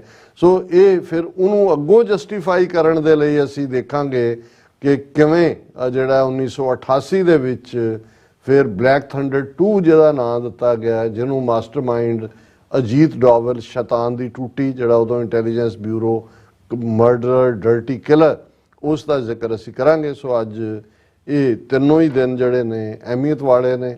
ਸਾਨੂੰ ਇਹਨਾਂ ਤਿੰਨਾਂ ਚੋਂ ਹੀ ਕਿ ਜੇ ਸੁਨੇਹਾ ਕਹਿਣਾ ਹੋਏ ਤਾਂ ਇਹੀ ਮਿਲਦਾ ਹੈ ਕਿ ਭਾਈ ਜਦੋਂ ਤੁਸੀਂ ਸੱਚ, ਹੱਕ, ਇਨਸਾਫ ਤੇ ਰਸਤੇ ਤੇ ਤੁਰਦੇ ਹੋ, ਸਭ ਤੋਂ ਪਹਿਲਾਂ ਤੁਹਾਡਾ ਆਲਾ ਦੁਆਲਾ ਵੈਰ, ਹੁਣ ਉਹ ਭੰਗਾਣੀ ਦਾ ਯੁੱਧ, ਉਹਦੇ ਚ ਕੋਈ ਮੁਸਲਮਾਨ ਹਾਕਮ ਇਨਵੋਲਵ ਨਹੀਂ ਹੈ, ਕੋਈ ਔਰੰਗਜ਼ੇਬ ਇਨਵੋਲਵ ਨਹੀਂ ਹੈ, ਕੋਈ ਸਰਹੰਦ ਦਾ ਨਵਾਬ ਇਨਵੋਲਵ ਨਹੀਂ ਹੈ, ਕੋਈ ਲਾਹੌਰ ਦਾ ਨਵਾਬ ਇਨਵੋਲਵ ਨਹੀਂ ਹੈ। ਇਹ ਜਿਨ੍ਹਾਂ ਦੇ ਲਈ ਤੁਸੀਂ ਤੁਰੇ ਹੁੰਦੇ ਹੋ ਉਹ ਸਭ ਤੋਂ ਪਹਿਲਾਂ ਤੁਹਾਡੇ ਵੈਰ ਪੈਂਦੇ ਨੇ। ਔਰ ਜਮਰੌਦ ਦਾ ਕਿਲ੍ਹਾ ਸਾਨੂੰ ਇਹ ਯਾਦ ਦਹਾਨੀ ਕਰਵਾਉਂਦਾ ਹੈ ਕਿ ਭਾਈ ਕਦੇ ਜਿਸ ਕੌਮ ਨੇ ਹਰੀ ਸਿੰਘ ਨਲੂਏ ਵਰਗੇ ਜਰਨੈਲ ਪੈਦਾ ਕੀਤੇ ਹੋਣ, ਜਿਨ੍ਹਾਂ ਦੇ ਨਾਂ ਦੇ ਉੱਤੇ ਹੀ ਅੱਜ ਵੀ ਉਹਨਾਂ ਦੀ ਪਸ਼ਤੋ ਜ਼ਬਾਨ ਦੇ ਵਿੱਚ ਇਹ ਅਖਾਣ ਚੁੱਪਸ਼ਾ ਹਰੀਆ ਰਾਗਲਾ, ਮਾਵਾਂ ਕਹਿੰਦੀਆਂ ਸੀ ਕਿ ਚੁੱਪ ਕਰ, ਹਰੀ ਸਿੰਘ ਨਲੂਆ ਆਇਆ। ਔਰ ਅਫਗਾਨਾਂ ਦੀ ਵੀ ਜੇ ਅਸੀਂ ਕਹੀਏ ਦਾਤ ਦੇਣੀ ਬਣਦੀ ਹੈ, ਜੇ ਉਹ ਵੀ ਕਿਸੇ ਨੂੰ ਜਰਨੈਲ ਮੰਨਦੇ ਨੇ ਜਾਂ ਕਿਸੇ ਨੂੰ ਬਹਾਦਰ ਮੰਨਦੇ ਨੇ ਤਾਂ ਹਰੀ ਸਿੰਘ ਨਲੂਆ, ਇਹ ਵੀ ਇੱਕ ਬਹਾਦਰੀ, ਪਠਾਨ ਸ਼ਿਵਲਰਸ ਕੌਮ ਹੈ, ਬਹਾਦਰ ਕੌਮ ਹੈ। ਔਰ ਬਹਾਦਰ ਹੀ ਬਹਾਦਰ ਦਾ ਸਤਿਕਾਰ ਜਾਂ ਮਾਣ ਕਰ ਸਕਦਾ ਹੈ। ਹਿੰਦੂ ਕੋਵਰਡ ਜਿਹੜੇ ਨੇ ਖੁਦ ਹਜ਼ਾਰਾਂ ਸਾਲ ਜੁੱਤੀਆਂ ਖਾਂਦੇ ਰਹੇ, ਇਹਨਾਂ ਨੂੰ ਕੀ ਕਦਰ ਹੈ। ਸੋ ਇਹ ਵੀ ਸਾਡੇ ਲਈ ਆ। ਔਰ ਇਹਨੂੰ ਜੇ ਅਸੀਂ ਅੱਜ ਦੇ ਕੰਟੈਕਸਟ ਕੰਪੇਅਰ ਕਰੀਏ, ਉਹਨੇ ਠੀਕ ਕਿਹਾ ਪਿਛਲੇ ਦਿਨਾਂ 'ਚ ਕਿਨੇ ਇਹਨਾਂ ਨੇ ਡਾਕਟਰ ਚੀਮਾ ਨੇ ਆਪਣੀ ਸਟ੍ਰਕਟਨ ਦੀ ਸਪੀਚ ਦੇ ਵਿੱਚ ਕਿਹਾ ਸੀ ਕਿ ਜਿਸ ਕੌਮ ਨੇ ਮਹਾਰਾਜਾ ਰਣਜੀਤ ਸਿੰਘ, ਹਰੀ ਸਿੰਘ ਨਲੂਆ, ਅਕਾਲੀ ਫੂਲਾ ਸਿੰਘ ਵਰਗੇ ਲੀਡਰ ਦਿੱਤੇ ਹੋਣ, ਅੱਜ ਆਪਣੀ ਨਜ਼ਰ ਤਾਂ ਮਾਰੋ, ਤੁਹਾਨੂੰ ਇਹ ਮਸਖਰੇ ਲੀਡ ਕਰ ਰਹੇ ਨੇ, ਕਮੇਡੀਅਨ। ਕੋਈ ਭਗਵੰਤ ਮਾਨ ਆ ਗਿਆ, ਕੋਈ ਨਵਜੋਤ ਸਿੱਧੂ ਆ ਗਿਆ, ਹੁਣ ਕੋਈ ਅਨਮੋਲ ਕੇ ਕੌਣ ਉੱਥੋਂ ਖੜਾ, ਕਿ ਮਤਲਬ ਸਾਰੇ ਹੀ ਮਸਖਰੇ। ਇਹ ਸਾਨੂੰ ਦੇਖਣਾ ਪਏਗਾ ਕਿ ਵੀ ਅਸੀਂ ਕਿੱਥੋਂ ਕਿੱਥੇ ਤੱਕ ਆ ਗਏ। ਇਹ ਸਾਨੂੰ ਮਸਖਰੇ ਸਾਨੂੰ ਜਿਹੜਾ ਲੀਡ ਕਰ ਰਹੇ ਨੇ। ਔਰ ਸਾਡਾ ਤਬਕਾ ਜਿਹੜਾ ਅਸੀਂ ਬੈਠੇ ਬਹੁਤ ਖੁਸ਼ ਹਾਂ ਜੀ ਕਿ ਵੀ ਬਹੁਤ ਵਧੀਆ ਹੈ ਜੀ, ਬਹੁਤ ਸਾਡੀ ਇੰਨੇ ਕਰੋੜ ਦੀ ਜ਼ਮੀਨ ਹੋ ਗਈ, ਕਿੱਲਾ ਕਰੋੜ ਦਾ ਹੋ ਗਿਆ, ਫਿਰ ਉਹ ਲੱਖ ਦੀ ਲਾਹਨਤ ਹੀ ਕਿਹਾ ਜਾ ਸਕਦਾ। ਬਿਲਕੁਲ ਜੀ। ਰਾਜ ਸਾਹਿਬ ਤੁਹਾਡਾ ਬਹੁਤ ਸ਼ੁਕਰੀਆ। ਸਵਾਤ ਲੈਣ ਬ੍ਰੇਕ ਤੇ ਜਾਣ ਤੋਂ ਪਹਿਲਾਂ ਅਸੀਂ ਆਪਣੇ ਦਰਸ਼ਕਾਂ ਦੇ ਸਰੋਤਿਆਂ ਨੂੰ ਅਪੀਲ ਤੇ ਬੇਨਤੀ ਕਰਦੇ ਹਾਂ, ਵਿਊਅਰਸ, ਅੱਜ ਜਿਸ ਤਰ੍ਹਾਂ ਕਿ ਤੁਸੀਂ ਜਾਣਦੇ ਹੋ ਕਿ ਟੀਵੀ 84 ਹੱਕ, ਸੱਚ, ਇਨਸਾਫ ਦੀ ਆਵਾਜ਼ ਬੁਲੰਦ ਕਰ ਰਿਹਾ। ਇਹ ਆਵਾਜ਼ ਤੁਹਾਡੇ ਪਿਆਰ ਸਦਕਾ, ਤੁਹਾਡੇ ਵਿਸ਼ਵਾਸ ਸਦਕਾ, ਤੁਹਾਡੇ ਡੋਨੇਸ਼ਨ ਸਦਕਾ ਹੀ ਹੋ ਸਕਦੀ ਹੈ। ਸੋ ਅਸੀਂ ਚਾਹਾਂਗੇ ਕਿ ਤੁਸੀਂ ਟੀਵੀ 84 ਦੀ ਚੜ੍ਹਦੀ ਕਲਾ ਲਈ ਵੱਧ ਤੋਂ ਵੱਧ ਡੋਨੇਟ ਕਰੋ। ਡੋਨੇਟ ਕਰਨ ਲਈ ਸਾਡੀ ਵੈਬਸਾਈਟ tv4.tv ਤੇ ਜਾ ਕੇ ਪੇਪਲ ਦੀ ਵਰਤੋਂ ਕਰਕੇ ਵਨ ਟਾਈਮ ਡੋਨੇਟ ਕਰ ਸਕਦੇ ਹੋ, ਮੰਥਲੀ ਡੋਨੇਟ ਵੀ ਕਰ ਸਕਦੇ ਹੋ। ਤੁਸੀਂ ਟੀਵੀ 84 ਦੇ ਨਾਮ ਤੇ ਚੈੱਕ ਬਣਾ ਕੇ ਸਾਨੂੰ ਮੇਲ ਵੀ ਕਰ ਸਕਦੇ ਹੋ ਸਾਡੇ ਇਸ ਪਤੇ ਤੇ 36-01 37th Avenue, ਲੌਂਗ ਆਈਲੈਂਡ ਸਿਟੀ, ਨਿਊਯਾਰਕ 11101 USA, ਜਾਂ ਫਿਰ ਤੁਸੀਂ ਸਾਨੂੰ ਫੋਨ ਰਾਹੀਂ ਸੰਪਰਕ ਕਰ ਸਕਦੇ ਹੋ 5166191984। ਤੁਸੀਂ ਸਾਨੂੰ ਈਮੇਲ ਵੀ ਕਰ ਸਕਦੇ ਹੋ info@tv84.tv ਤੇ। ਅਸੀਂ ਤੁਹਾਡੇ ਤਹਿ ਦਿਲ ਤੋਂ ਸ਼ੁਕਰਗੁਜ਼ਾਰ ਹੋਵਾਂਗੇ। ਸੋ ਇੱਥੇ ਲੈਣੇ ਬ੍ਰੇਕ। ਵਿਊਅਰਸ, ਤੁਸੀਂ ਸਾਨੂੰ ਇਸੇ ਤਰ੍ਹਾਂ ਬਣੇ ਰਹਿਣਾ। ਮਿਲਦੇ ਹਾਂ ਆਫਟਰ ਦਿਸ ਸ਼ਾਰਟ ਬ੍ਰੇਕ।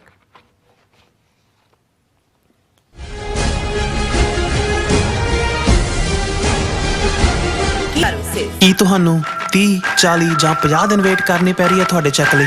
ਫਿਰ ਬ੍ਰੋਕਰਾਂ ਪਿੱਛੇ ਭੱਜਦੇ ਫਿਰਦੇ ਹੋ ਪੈਸੇ ਲਈ। ਬਹੁਤ ਜ਼ਿਆਦਾ ਟਾਈਮ ਵੇਸਟ ਹੋ ਜਾਂਦਾ ਇੱਦਾਂ ਦਾ। ਜੇ ਤੁਸੀਂ ਅੱਜ ਹੀ ਪੈਸੇ ਲੈਣੇ ਤਾਂ ਬੌਬਟੇਲ ਨੂੰ ਕਾਲ ਕਰੋ। ਬੌਬਟੇਲ ਤੁਹਾਡੀਆਂ ਇਨਵੌਇਸਿਸ ਸੇਮ ਡੇ ਫੰਡ ਕਰ ਸਕਦੇ ਹਨ for a small fee, no contract, no reserve and no hidden fees।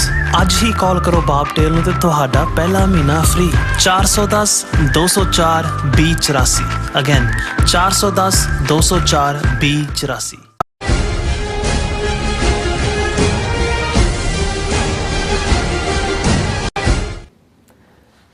Viewers, welcome back to program. So viewers, ਦੂਸਰੇ ਸੈਗਮੈਂਟ ਵਿੱਚ ਆਪਾਂ ਗੱਲਬਾਤ ਕਰਨ ਜਾ ਰਹੇ ਹਾਂ ਕਿ ਭਾਰਤ ਵੱਲੋਂ ਸਿੱਖਾਂ ਦੇ ਖਿਲਾਫ ਵਿੱਢੀ ਗਈ ਟੋਟਲ ਵਾਰ ਵਿੱਚ ਹੁਣ ਟ੍ਰਾਂਸਨੈਸ਼ਨਲ ਰਿਪਰੈਸ਼ਨ ਦੀ ਖਾਸ ਚਰਚਾ ਹੋ ਰਹੀ ਹੈ, ਜਿਸ ਦਾ ਸਰਗਨਾ ਸਿੱਖ ਕਿਲਰ ਅਜੀਤ ਡੋਵਲ ਹੈ। ਸੋ ਯਾਦ ਰਹੇ, ਇਸ ਅਜੀਤ ਡੋਵਲ ਦੀ ਅਗਵਾਈ ਹੇਠ 1988 ਵਿੱਚ ਭਾਰਤੀ ਫੌਜ ਨੇ ਆਪਰੇਸ਼ਨ ਬਲੈਕ ਥੰਡਰ 2 ਕੀਤਾ ਸੀ। ਸੋ ਇਸ ਬਾਰੇ ਆਪਾਂ ਗੱਲਬਾਤ ਕਰਨ ਜਾ ਰਹੇ ਹਾਂ। ਸੋ ਅਸੀਂ ਚਾਹਾਂਗੇ ਕਿ ਤੁਸੀਂ ਇਸੇ ਤਰ੍ਹਾਂ ਬੜੇ ਰਹਿਣਾ, ਦੇਖਣ ਸੁਣ ਲਈ ਐਂਡ ਲਿਖਣ ਲਈ ਤੁਹਾਡਾ ਸਭ ਦਾ ਬਹੁਤ ਬਹੁਤ ਧੰਨਵਾਦ ਜੀ। ਡਾਕਟਰ ਸਾਹਿਬ, ਕੀ ਵਿਚਾਰਾਂ ਨੇ? ਦੇਖੋ, ਬੇਸ਼ੱਕ ਅਜੇ ਸਾਰੇ ਪਾਸੇ ਹੀ ਈਵਨ ਕਿਉਂਕਿ ਅੱਜ ਵਾਸ਼ਿੰਗਟਨ ਪੋਸਟ ਨੇ ਆਪਣਾ ਇੱਕ ਐਡੀਟੋਰੀਅਲ ਵੀ ਲਿਖਿਆ ਆਪਣੀ ਕੱਲ੍ਹ ਦੀ ਸਟੋਰੀ ਦੇ ਫੋਲੋ ਅਪ ਤੋਂ ਬਾਅਦ, ਕਿਉਂਕਿ 11 ਪੇਜ ਦੀ ਸਟੋਰੀ ਜਿਸ ਨੇ ਦੁਨੀਆ ਦਾ ਧਿਆਨ ਖਿੱਚਿਆ ਆਪਣੇ ਵੱਲ।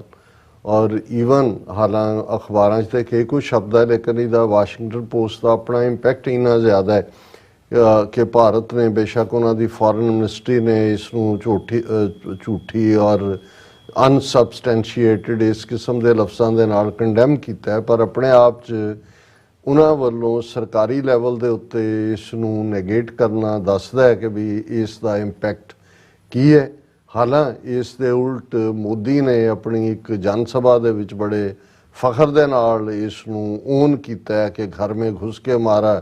ਅਸੀਂ ਇਹ ਕਹਿੰਦੇ ਸੀ ਅਸੀਂ ਕੋਈ ਡੋਜ਼ੀਅਰ ਨਹੀਂ ਦਿੱਤੇ ਦਹਿਸ਼ਤਗਰਦਾਂ ਦੇ ਖਿਲਾਫ ਜਿਵੇਂ ਪ੍ਰੀਵੀਅਸ ਗਵਰਨਮੈਂਟ ਦਿੰਦੀ ਸੀ ਪਾਕਿਸਤਾਨ ਨੂੰ ਜਾਂ ਦੂਜੇ। ਅਸੀਂ ਬੀਜੇਪੀ ਭਾਰਤ ਇਵੇਂ ਹੀ ਕਰਦਾ ਬੀਜੇਪੀ ਦੇ ਥੱਲੇ। ਸੋ ਇਹ ਅਸੀਂ ਜ਼ਿਕਰ ਕਰਾਂਗੇ ਕਿਉਂਕਿ ਇਸ ਵੇਲੇ ਇਹ ਸਾਨੂੰ ਇਸ ਸਭ ਦੇ ਜਿਹੜੀਆਂ ਨੇ ਨੁਆਂਸਿਸ ਦੇਖਣ ਸਮਝਣ ਦੀ ਲੋੜ ਹੈ। ਕੱਲ ਜਿਵੇਂ ਅਸੀਂ ਵਾਸ਼ਿੰਗਟਨ ਪੋਸਟ ਦੀ ਸਟੋਰੀ ਨੂੰ ਜਿਹੜਾ ਆਲਮੋਸਟ 3 ਹਿੱਸਿਆਂ ਦੇ ਵਿੱਚ ਉਸ ਦੇ ਅੱਡ-ਅੱਡ ਐਸਪੈਕਟਸ ਤੇ ਗੱਲ ਕੀਤੀ। ਜਿਨ੍ਹਾਂ ਨੇ ਕੱਲ ਲਾਈਵ ਦੇਖਿਆ ਬਹੁਤ ਸਾਰੀਆਂ ਕਾਲਾਂ ਜਾਂ ਮੈਸੇजेस ਵੀ ਆਏ, ਉਹਨਾਂ ਨੇ ਐਪਰੀਸ਼ੀਏਟ ਕੀਤਾ। ਅਫਸੋਸ ਕਿ ਸਾਡੀ ਟੈਕਨੀਕਲ ਟੀਮ ਦੀ ਨਾਅਹਲੀ ਕਰਕੇ ਉਸ ਦੇ ਜਿਹੜੇ ਸੈਗਮੈਂਟ ਮਿਡਨਾਈਟ ਅਪਲੋਡ ਹੁੰਦੇ ਨੇ ਉਹ ਨਹੀਂ ਹੋਏ।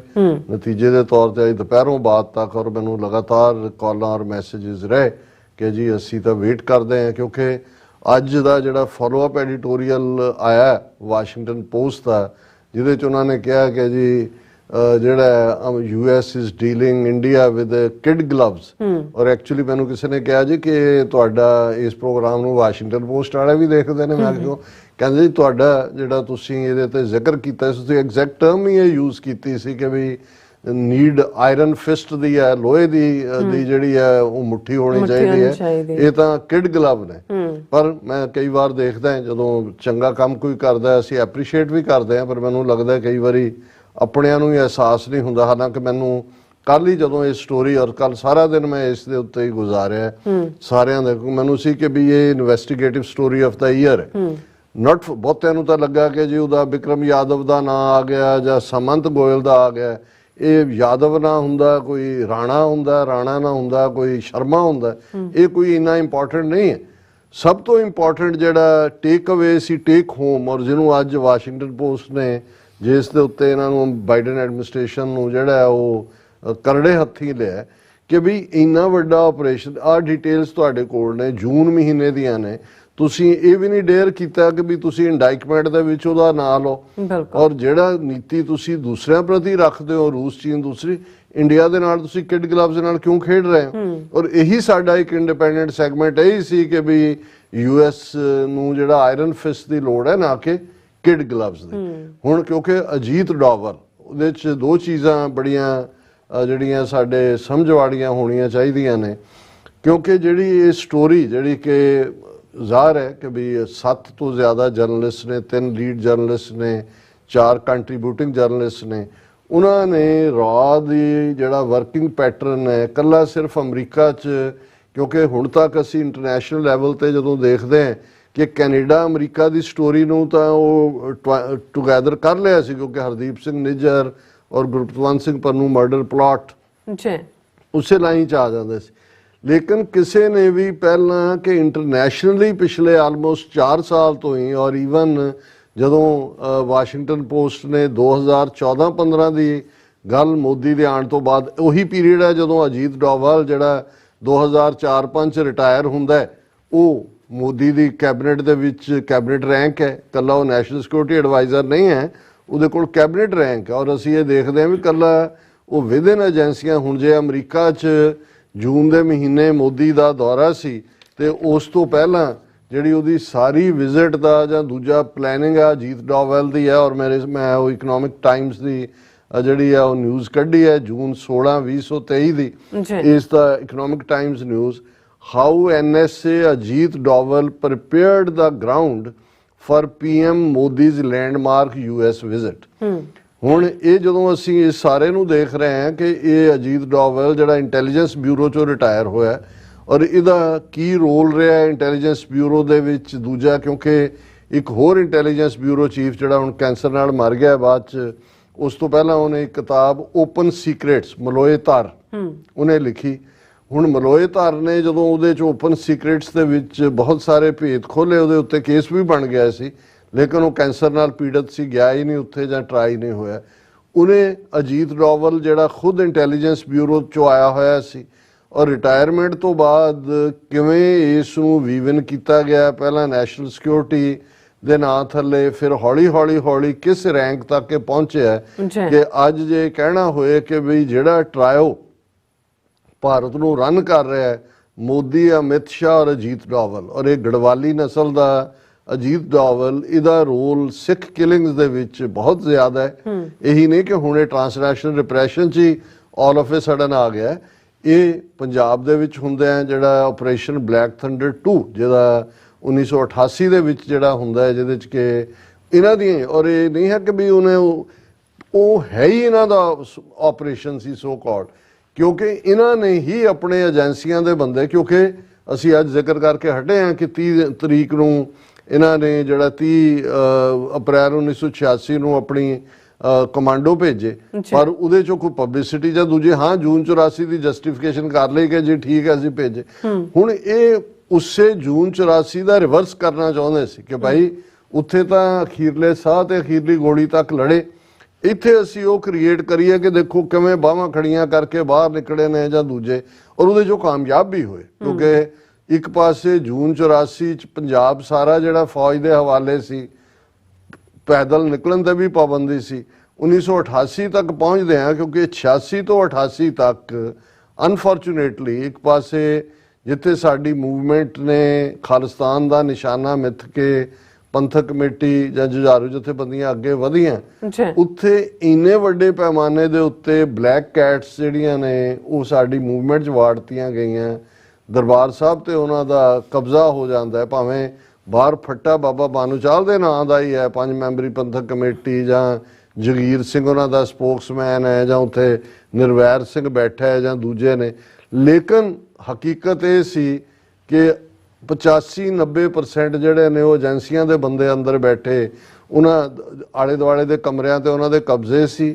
ਲੋਕਾਂ ਨੂੰ ਚਿੱਠੀ ਲਿਖਦੇ ਸੀ ਵੀ ਲਿਆ ਬਈ ਇੱਥੇ ਤੁਸੀਂ ਜਿਹੜਾ ਇੰਨੇ ਪੈਸੇ ਲੈ ਕੇ ਤੁਸੀਂ ਆਓ, ਉਨੀ ਤਾਂ ਇੰਨੀ ਤਰੀਕ ਤੱਕ ਅਸੀਂ ਚੱਕਦੇ ਹਾਂ। ਉਹ ਸਭ ਏਜੰਸੀਆਂ ਦਾ ਕੰਮ, ਉਹਨਾਂ ਦੇ ਥੱਲੇ ਇੱਕ ਦੋ ਉਹਨਾਂ ਦੇ ਨਾਲ ਇੱਥੋਂ ਵੀ ਡਿਫਲੈਕਟ ਹੋਏ, ਕਿਉਂਕਿ ਮੈਨੂੰ ਇਸ ਦਾ ਨਿੱਜੀ ਤਜਰਬਾ ਵੀ ਹੈ। ਮੈਂ ਇੱਕ ਲੋਕਲ ਡਾਕਟਰ ਜਲੰਧਰ ਦੀ ਬੀਬੀ ਜਿਹੜੀ ਗਾਇਨੇਕੋਲੋਜਿਸਟ ਸੀ, ਉਹਦਾ ਹਸਪੀਟਲ ਔਰ ਇੱਕ ਚੰਗਾ ਪਰਿਵਾਰ, ਉਹਨੂੰ ਵੀ ਚਿੱਠੀ ਜਿਹਦੇ ਜੁਝਾਰੂ ਪ੍ਰੋਮੀਨੈਂਟ ਨਾਂ ਸੀ, ਔਰ ਉਹ ਵਿਚਾਰੀ ਨੇ ਹੁਣ ਤੁਸੀਂ ਉਹਦੇ ਹਸਬੈਂਡ ਦੀ ਡੈਥ ਹੋ ਚੁੱਕੀ ਸੀ ਤੇ ਉਹਨੂੰ ਕੀ ਕਰਨਾ ਸੀ। ਸੋ ਮੈਂ ਉਹਨਾਂ ਦੀ ਪਹੁੰਚ ਦੇ ਥੱਲੇ ਅਸੀਂ ਵੀ ਲੱਭਿਆ ਵੀ ਕਿਹਨੂੰ ਲੈ ਕੇ ਜਾ ਕੇ ਗੱਲ ਕਰੀਏ। ਬਾਅਦ ਚ ਪਤਾ ਲੱਗਾ ਵੀ ਜਿਹਦਾ ਨਾਂ ਵਰਤਿਆ ਹੋਇਆ ਉਹ ਤਾਂ ਹੈ ਨਹੀਂ, ਜਾਲੀ ਕਿਸਮ ਦਾ, ਔਰ ਹੈ ਦਰਬਾਰ ਸਾਹਿਬ ਕੰਪਲੈਕਸ ਦੇ ਅੰਦਰ। ਸੋ ਮੈਂ ਇਸ ਲਈ ਕਿਹਾ ਵੀ ਇਹ ਇੱਕ ਫੈਕਟ ਹੈ ਕਿ ਇਸ ਹੱਦ ਤੱਕ ਬਦਨਾਮ ਮੂਵਮੈਂਟ ਨੂੰ ਕਰ ਦਿੱਤਾ ਗਿਆ ਸੀ। ਔਰ ਇਹ ਅਜੀਤ ਡੋਵਲ ਦਾ ਮਾਸਟਰਮਾਈਂਡ ਸੀ ਕਿ ਜਦੋਂ ਇਹ ਦੁਬਾਰਾ ਹਮਲਾ ਹੁੰਦਾ 88 ਦੇ ਵਿੱਚ, ਸਨਾਈਪਰ ਆ ਜਾਂਦੇ ਨੇ, KP ਗਿੱਲ ਪੰਜਾਬ 'ਚ ਲਿਆਂਦਾ ਗਿਆ ਸੀ। ਈਵਨ ਅੰਮ੍ਰਿਤਸਰ 'ਚ ਵੀ ਕਰਫਿਊ ਨਹੀਂ ਸੀ ਲਾਇਆ ਗਿਆ, ਕਿਉਂਕਿ ਇੰਨਾ ਬਦਨਾਮ ਕਰਤਾ ਸੀ ਮੂਵਮੈਂਟ ਨੂੰ ਕਿ ਲੋਕਾਂ ਨੂੰ ਲੱਗਦਾ ਸੀ ਕਿ ਵੀ ਇਹ ਜਿਹੜਾ ਇਹਨਾਂ ਨੂੰ ਮਾਰੋ, ਇਹਨਾਂ ਨੂੰ ਖਤਮ ਕਰੋ, ਇਹ ਦੂਜਾ ਤੀਜਾ ਕਰੋ।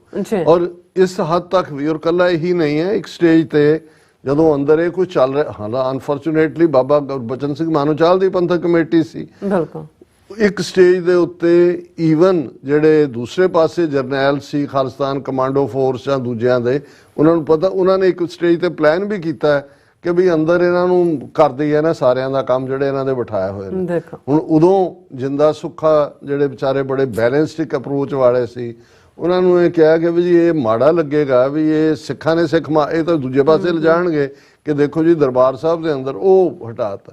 ਹਾਲਾਂ ਮੈਨੂੰ ਕਈ ਵਾਰੀ ਲੱਗਦਾ ਵੀ ਜੇ ਇਹ ਹੋ ਜਾਂਦਾ ਤੇ ਘੱਟੋ ਘੱਟ ਜਿਵੇਂ ਬਲੈਕ ਥੰਡਰ ਦਾ ਕਲੰਕ ਇਹਨਾਂ ਨੇ, ਜਦੋਂ ਇਹਨਾਂ ਨੇ ਸੋ ਕਾਲਡ ਬਲੈਕ ਥੰਡਰ 2 ਕੀਤਾ ਅਜੀਤ ਡੋਵਲ ਦੀ ਕਮਾਂਡ ਥੱਲੇ, ਔਰ ਇਹ ਉਹਨੇ ਖੁਦ ਆਪਣੇ ਇੰਟਰਵਿਊ 'ਚ ਕਿਹਾ, ਮੇਰੇ ਕੋਲ ਮੈਂ ਕਿੰਨੇ ਹੀ ਆਰਟੀਕਲ ਕੱਢੇ ਹੋਏ ਨੇ ਜੋ ਉਹਨੇ ਕਿਹਾ ਕਿ ਜੀ ਮੈਂ ਉੱਥੇ ਜਿਹੜਾ ਪਹੁੰਚ ਗਿਆ, ਔਰ ਮੈਂ ਆਪਣੀ ਟੀਮ ਨੂੰ ਕਹਾਂਗਾ ਕਿ ਉਹਦੀਆਂ ਕੁਝ ਪਿਕਚਰ ਜਦੋਂ ਕਿ ਯੰਗ ਹੈ ਰਾਜੀਵ ਗਾਂਧੀ ਦੇ ਨਾਲ ਇੰਟੈਲੀਜੈਂਸ ਬਿਊਰੋ ਦੇ ਵਿੱਚ ਦੂਜੇ ਤੀਜੇ, ਔਰ ਉਹ ਕਹਿੰਦਾ ਜੀ ਕਿ ਮੈਂ ਰਿਕਸ਼ਾ ਚਲਾਉਂਦਾ ਸੀ ਅੰਮ੍ਰਿਤਸਰ 'ਚ, ਔਰ ਮੈਂ ਅੰਦਰ ਜਿਹੜੇ ਬੈਠੇ ਸੀ ਉਹਨਾਂ ਨੂੰ ਇਹ ਦੱਸਦਾ ਸੀ, ਉਹਨਾਂ ਨੂੰ ਇਹ ਪ੍ਰਭਾਵ ਸੀ ਕਿ ਵੀ ਮੈਂ ISI ਦਾ ਕਰਨਲ ਹੈ, ਪਾਕਿਸਤਾਨ ਦੀ ਇੰਟੈਲੀਜੈਂਸ, ਇੰਟਰ ਸਰਵਿਸ ਇੰਟੈਲੀਜੈਂਸ, ਔਰ ਅਸੀਂ ਤੁਹਾਡੀ ਹੈਲਪ ਕਰਨੀ ਹੈ, ਤੁਸੀਂ ਜਦੋਂ ਹੀ ਹੋਏਗਾ ਪਾਕਿਸਤਾਨ ਮਾਨਤਾ ਦੇ ਦੇਗਾ ਇਹ ਉਹ, ਤੇ ਉਹਨਾਂ ਨੇ ਮੰਨ ਲਿਆ ਹੋਇਆ ਸੀ। ਔਰ ਇਵੇਂ ਜਿਹੜਾ ਮੈਂ ਦਿਨੇ ਮੈਂ ਰਿਕਸ਼ਾ ਚਲਾਉਂਦਾ ਸੀ ਆਪਣਾ ਭੇਖ ਬਦਲ ਕੇ और ये वो इस किस्म सब नॉनसेंस। लेकिन ये क्योंकि सो कॉल्ड ऑपरेशन है ही इन्हां दा सी, बारिंग 5-7 दे ਜਿਹੜੇ ਵਿਚਾਰੇ ਭਾਈ ਕਾਰਜ ਸਿੰਘ ਥਾਂਦੇ ਸੀ ਜਿਹੜਾ ਫੌਜ ਦੇ ਵਿੱਚ ਬਾਕਸਰ ਸੀ ਜਾਂ ਦੂਜੇ ਉਹ ਸ਼ਹੀਦ ਹੋਇਆ, ਜਾਂ ਭਾਈ ਸੁਰਜੀਤ ਸਿੰਘ ਪੈਂਟਾ ਸੀ ਅਰਜਿੰਦਰ ਸਿੰਘ ਜੰਦਰ ਦਾ ਭਣੇਵਾ, ਜਾਂ 4-5 ਹੋਰ ਹੋਣਗੇ ਜਿਨ੍ਹਾਂ ਨੇ ਰਜਿਸਟ ਵੀ ਕੀਤਾ ਔਰ ਅਦਰਵਾਈਜ਼ ਜਿਹੜੇ ਉਹਦੇ ਚੋਂ ਫੜੇ ਗਏ ਸੀ 85 ਜਾਂ 90 ਬੰਦੇ ਅਗਲੇ 6 ਮਹੀਨਿਆਂ ਦੇ ਵਿੱਚ 2-3 ਨੂੰ ਛੱਡ ਕੇ ਸਾਰੇ ਬਾਹਰ ਸੀ, ਮੁੜ ਕੇ ਕਦੇ ਕਿਸੇ ਦੇ ਕੋਈ ਬੰਦੇ ਹੀ ਉਹਨਾਂ ਦੇ ਸੀ। ਕਿਉਂਕਿ ਇਹ ਜਿਹੜਾ ਪੀਰੀਅਡ 86 ਤੋਂ 88 ਤੱਕ ਜਿਹਨੂੰ ਅਸੀਂ ਕਲਪ ਨਹੀਂ ਸਕੇ ਪ੍ਰੋਪਰਲੀ ਜਾਂ ਲੀਡਰਸ਼ਿਪ ਕਮਾਂਡ ਨਹੀਂ ਕਰ ਸਕੀ। ਸੋ ਕਈ ਵਾਰ ਇਹ ਹੁੰਦਾ ਜੀ ਜੇ ਉਹ ਪੰਥਕ ਕਮੇਟੀ ਸੀ ਦੁਬਾਰਾ ਪੰਥਕ ਕਮੇਟੀ ਦੀ ਲੋੜ ਕਿਉਂ ਪਈ, 4 ਜੁਝਾਰੂ ਜਥੇਬੰਦੀਆਂ ਦੁਬਾਰਾ, ਇਹ ਉਹਦਾ ਅਸੀਂ ਹੁਣ ਹਰ ਗੱਲ ਨਹੀਂ ਡਿਸਕਸ ਕਰ ਸਕਦੇ। ਇਹ ਉਹਦਾ ਇੱਕ ਰੀਜ਼ਨ ਸੀ ਵੱਡਾ ਕਿ ਬਈ ਇਸ ਹੱਦ ਤੱਕ। ਔਰ ਮੈਨੂੰ ਯਾਦ ਹੈ ਕਿ ਜਦੋਂ ਮੈਂ ਲੇਟ 80s ਦੇ ਵਿੱਚ ਅਮਰੀਕਾ ਦੇ ਵਿੱਚ ਆਇਆ ਇੰਨੀ ਜ਼ਿਆਦਾ ਨੈਗੇਟਿਵਿਟੀ ਸੀ ਕਿਉਂਕਿ ਇੰਨਾ ਕੁ ਬਦਨਾਮ ਕਰ ਦਿੱਤਾ ਸਰਕਾਰ ਨੇ, ਏਜੰਸੀਆਂ ਨੇ, ਔਰ ਇਹਨਾਂ ਸਾਰਿਆਂ ਨੇ ਰਲ ਕੇ ਮਾਸਟਰਮਾਈਂਡ ਕੀਤਾ। ਈਵਨ ਮਲੋਏ ਧਾਰ ਖੁਦ ਇੰਟੈਲੀਜੈਂਸ ਬਿਊਰੋ ਸੀ, ਅਜੀਤ ਡੋਵਲ ਇੰਟੈਲੀਜੈਂਸ ਬਿਊਰੋ ਦੇ ਵਿੱਚ ਸੀ।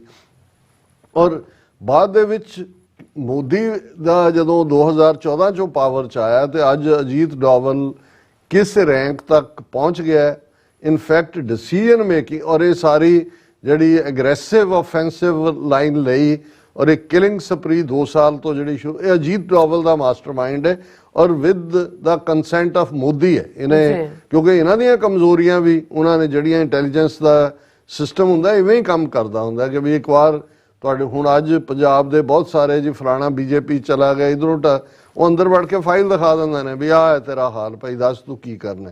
ਹੁਣ ਈਵਨ ਕਿਸ ਹੱਦ ਤੱਕ ਅਜੀਤ ਡੋਵਲ ਲੀਡ, ਹੁਣ ਜੇ ਮੋਦੀ ਨੇ ਅਮਰੀਕਾ ਆਣਾ ਹੈ ਇਹ ਤਾਂ ਜੇ ਉਹਨਾਂ ਦਾ ਫੋਰਨ ਸੈਕਟਰੀ ਆ ਕੇ ਕਲੀਅਰ ਡੈਕ ਕਰਦਾ ਸਮਝ ਆ ਸਕਦੀ ਹੈ। ਜੇ ਉਹਨਾਂ ਦਾ ਐਂਬੈਸਡਰ ਜਿਹੜਾ ਅਮਰੀਕਾ ਦਾ ਵਿਦਨ ਜਿਹੜਾ ਇੰਡੀਆ ਦਾ ਅਮਰੀਕਾ 'ਚ ਉਹ ਸਮਝ ਆ। ਹੁਣ ਇਕਨੋਮਿਕ ਟਾਈਮਜ਼ 2014 ਦੀ ਉਹਨਾਂ ਨੇ ਇਹ ਕਿਹਾ ਕਿ ਵੀ ਜਿਹੜਾ how NSA Ajit Doval prepared the ground for PM Modi's landmark US visit. So Ajit Doval ਦਾ ਰੋਲ ਮੀਅਰ ਇੱਕ ਕਿਲਰ ਜਿਹੜਾ ਉਹ ਇੰਟੈਲੀਜੈਂਸ ਫੈਲੋ ਵਾਲਾ ਹੀ ਨਹੀਂ ਹੈ, ਉਹ ਪੂਰਾ ਇੱਕ ਗੰਦਾ ਰੋਲ ਪੋਲੀਟੀਕਲ ਅਰੀਨਾ 'ਚ ਵੀ ਔਰ ਅਦਰਵਾਈਜ਼ ਵੀ ਪਲੇ ਕਰ ਰਿਹਾ। ਔਰ ਉਹਨਾਂ ਨੇ ਕਿਹਾ ਕਿ ਬਈ ਇਹ ਜਿਹੜਾ when Narendra Modi became the Prime Minister in 2014, it is said the first file Modi's principal secretary took to him for signing was of Ajit Doval's appointment as National Security Advisor. ਹੁਣ ਇੱਥੇ ਤਾਂ ਕੋਈ ਭੁਲੇਖਾ ਨਹੀਂ ਰਹਿ ਗਿਆ ਵੀ ਮੋਦੀ ਔਰ ਡੋਵਲ ਦੀ ਕੀ relationship, ਕਿ ਜਦੋਂ ਮੋਦੀ ਔਰ ਇਹ ਇਕਨੋਮਿਕ ਟਾਈਮਸ ਦੀ ਖਬਰ ਨਿਊਜ਼ ਹੈ ਕਿ ਜਦੋਂ ਮੋਦੀ ਪ੍ਰਾਈਮ ਮਿਨਿਸਟਰ ਬਣਿਆ ਉਹਦਾ PA ਜਿਹੜੀ ਪਹਿਲੀ ਫਾਈਲ ਲੈ ਕੇ ਗਿਆ ਜਿਹਦੇ ਤੇ ਮੋਦੀ ਨੇ ਦਸਤਖਤ ਕੀਤੇ ਉਹ ਸੀ ਕਿ ਅਜੀਤ ਡੋਵਲ ਨੂੰ ਜਿਹੜਾ ਉਹ ਨੈਸ਼ਨਲ ਸਿਕਿਉਰਿਟੀ ਐਡਵਾਈਜ਼ਰ ਬਣਾਇਆ ਜਾਏ। Ever since Doval has been Modi's right hand man, right hand ਨਹੀਂ, ਉਹ ਹੱਥ ਪੈਰ ਮੂੰਹ ਨੱਕ ਗੰਦਾ ਅਕਲ ਦਿਮਾਗ ਸਭ ਮੋਦੀ ਦਾ ਅਜੀਤ ਡੋਵਲ ਹੀ ਹੈ। ਔਰ ਉਹਨੇ ਕਿਹਾ no wonder Modi gave Doval the critical assignment of negotiating with US a landmark agreement that is set to revolutionize India-US ties, which has been marked by doubts and dithering even long after both the countries realized they are the right match in strategic as well as economic terms. ਔਰ ਇਹ ਉਹਨਾਂ ਨੇ ਹੁਣ ਇੱਥੋਂ ਤੁਸੀਂ ਅੰਦਾਜ਼ਾ ਲਾ ਲਓ ਵੀ ਹੁਣ ਕੋਈ ਇਹ ਕਹੇ ਕਿ ਜੀ ਜਿਹੜਾ ਟ੍ਰਾਂਸਨੈਸ਼ਨਲ ਰਿਪਰੈਸ਼ਨ ਸਿੱਖਾਂ ਨੂੰ ਮਾਰਨ ਦਾ ਫੈਸਲਾ ਹੈ ਉਹ ਉਹਨੇ ਸਾਮੰਤ ਗੋਇਲ ਨੇ ਜਿਹੜਾ ਰਾਹ ਦੇ ਚੀਫ ਦੇ ਤੌਰ ਤੇ ਲਿਆ, ਨਹੀਂ ਉਹ ਬਿਲਕੁਲ ਸਾਹ ਵੀ ਨਹੀਂ ਲੈ ਸਕਦੇ।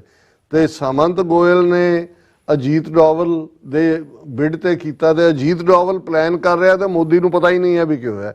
ਇਹ ਪਾਰਟੀ ਉਹਦੀ ਕੰਟੀਨਿਊਟੀ। ਔਰ ਦਿਲਚਸਪ ਗੱਲ ਇਹ ਹੈ ਵੀ ਕੱਲ ਜਿਹੜਾ ਵਾਸ਼ਿੰਗਟਨ ਪੋਸਟ ਦਾ ਆਰਟੀਕਲ ਸੀ ਉਹਦੇ 'ਚ ਜੇ ਇੰਡੀਅਨ ਇੰਟੈਲੀਜੈਂਸ ਏਜੰਸੀਜ਼ ਦੇ ਜਿਹਨਾਂ ਵੀ ਲੋਕਾਂ ਨਾਲ ਇਹਨਾਂ ਦੀ ਗੱਲ ਹੋਈ ਉਹਦੇ 'ਚ ਜੇ ਕਿਸੇ ਦਾ ਨਾਂ ਦਿੱਤਾ ਗਿਆ ਤਾਂ ਸਿਰਫ ਇੱਕ ਦਾ ਹੀ ਹੈ, ਅਮਰਜੀਤ ਸਿੰਘ ਦੁਲਟ। ਇਹ ਖੁਦ ਰਾਹ ਦਾ ਚੀਫ ਸੀ, ਹੈ ਸਿਰ ਕਟਿਆ ਸਿੱਖ ਹੈ, ਹੁਣੇ ਪੰਜਾਬ ਦੇ ਵਿੱਚ ਹੀ ਬਠਿੰਡੇ ਕੇ ਕਿੱਥੇ ਇਹਨੇ ਆਪਣੀ ਕੋਠੀ ਪਾਈ ਹੋਈ ਹੈ। ਇਹ ਜੰਮੂ ਕਸ਼ਮੀਰ ਦੇ ਵਿੱਚ ਰਾਹ ਦੇ ਵਿੰਗ ਨੂੰ ਹੈੱਡ ਕਰਦਾ ਰਿਹਾ ਔਰ ਇਹ ਇੰਟਰਨੈਸ਼ਨਲ ਨਿਊਜ਼ 'ਚ ਵੀ ਇਸ ਲਈ ਰਿਹਾ ਕਿ ਇਹਨੇ ਅਮਰਜੀਤ ਸਿੰਘ ਦੁਲਟ ਜਿਹੜਾ ਖੁਦ ਰਾਜ ਚੀਫ ਰਿਹਾ, ਇਹਨੇ ਪਾਕਿਸਤਾਨ ਦੇ ISI ਚੀਫ ਦੁਰਾਨੀ ਉਹਨਾਂ ਦੇ ਨਾਲ ਮਿਲ ਕੇ ਇੱਕ ਕਿਤਾਬ ਵੀ ਲਿਖੀ ਹੋਈ ਹੈ ਕਿ ਭਾਈ ਕਿਵੇਂ ਕੀ ਸਾਂਝਾਂ ਕੀ ਹਾਲਾਂ। ਇਹ ਤਾਂ ਆਜ਼ਾਦ ਘੁੰਮ ਰਿਹਾ ਦੁਲਟ, ਲੇਕਿਨ ਉਹ ਜਿਹੜਾ ਦੁਰਾਨੀ ਆ ਉਹਦੇ ਤੇ ਕੇਸ ਬਣਿਆ ਹੋਇਆ ਵੀ ਤੂੰ ਜਿਹੜੀ ਆ ਉਹ ਬਾਹਰ ਭੇਜ ਦੀਆਂ ਗੱਲਾਂ ਕੀਤੀਆਂ। ਹਾਲਾਂ ਉਹਦੇ 'ਚ ਕੋਈ ਐਸਾ ਕੁਝ ਨਹੀਂ ਹੈ ਉਸ ਕਿਤਾਬ। ਹੁਣ ਵਾਸ਼ਿੰਗਟਨ ਪੋਸਟ ਇਸ ਆਰਟੀਕਲ ਲਈ ਦੁਲਟ ਨੂੰ ਵੀ ਇੰਟਰਵਿਊ ਕਰਦੀ ਹੈ ਔਰ ਇਹਨੂੰ ਜੇ ਤੁਸੀਂ ਬਿਟਵੀਨ ਦਾ ਲਾਈਨਸ ਵੀ ਦੇਖੋ ਤੇ ਅਦਰਵਾਈਜ਼ ਦੇਖੋ, ਹੁਣ ਦੁਲਟ ਨੂੰ ਜਦੋਂ ਪੁੱਛਿਆ ਜਾਂਦਾ ਹੈ ਕਿ ਭਾਈ ਇਹ ਕੀ ਹੈ ਕਿ ਬਈ ਇਹ ਸਾਰੇ ਤੇ ਉਹਦੇ ਤੇ ਉਹਨੇ ਇਸ ਵਾਸ਼ਿੰਗਟਨ ਪੋਸਟ ਦੀ ਸੇ ਹੈ, ਉਹਨਾਂ ਨੇ ਕਿਹਾ ਕਿ ਬਈ ਫਾਰਮਰ ਇੰਡੀਅਨ ਆਫੀਸ਼ੀਅਲਸ ਹੂ ਨੋ ਬੋਥ ਮੈਨ ਸੈਡ, ਹੁਣ ਅਜੀਤ ਡੋਵਲ ਨੂੰ ਵੀ ਜਿਹੜਾ ਜਾਣਦਾ, ਗੋਇਲ ਨੂੰ ਵੀ ਜਾਣਦਾ, sad Goel would not have proceeded with the assassination plot in North America without the approval of his superior and protector. ਉਹਦਾ superior ਵੀ ਆ ਤੇ ਡੋਵਲ ਹੀ ਇਹਨੂੰ ਸਮੰਤ ਗੋਇਲ ਨੂੰ ਪੰਜਾਬ IPS ਕਾਡਰ ਚੋਂ ਕੱਢ ਕੇ ਦਿੱਲੀ ਤੱਕ ਲਗਿਆ ਔਰ ਚੀਫ ਬਣਾਇਆ ਵੀ ਉਹ ਅਜੀਤ ਡੋਵਲ ਦੀ ਮਰਜ਼ੀ ਤੋਂ ਬਿਨਾਂ ਕਰ ਹੀ ਨਹੀਂ ਸਕਦਾ। ਫਿਰ ਉਹਨੇ ਡੁਲਟ ਨੂੰ ਇਹ ਕਹਿ ਕੇ ਕੋਟ ਕੀਤਾ, ਵੀ ਆਲਵੇਜ਼, ਇਹ ਡੁਲਟ ਕਹਿ ਰਿਹਾ ਸਾਬਕਾ ਰਾਜ chief, we always had to go to NSA for clearance for any operation, said Amarjit Singh Dulat.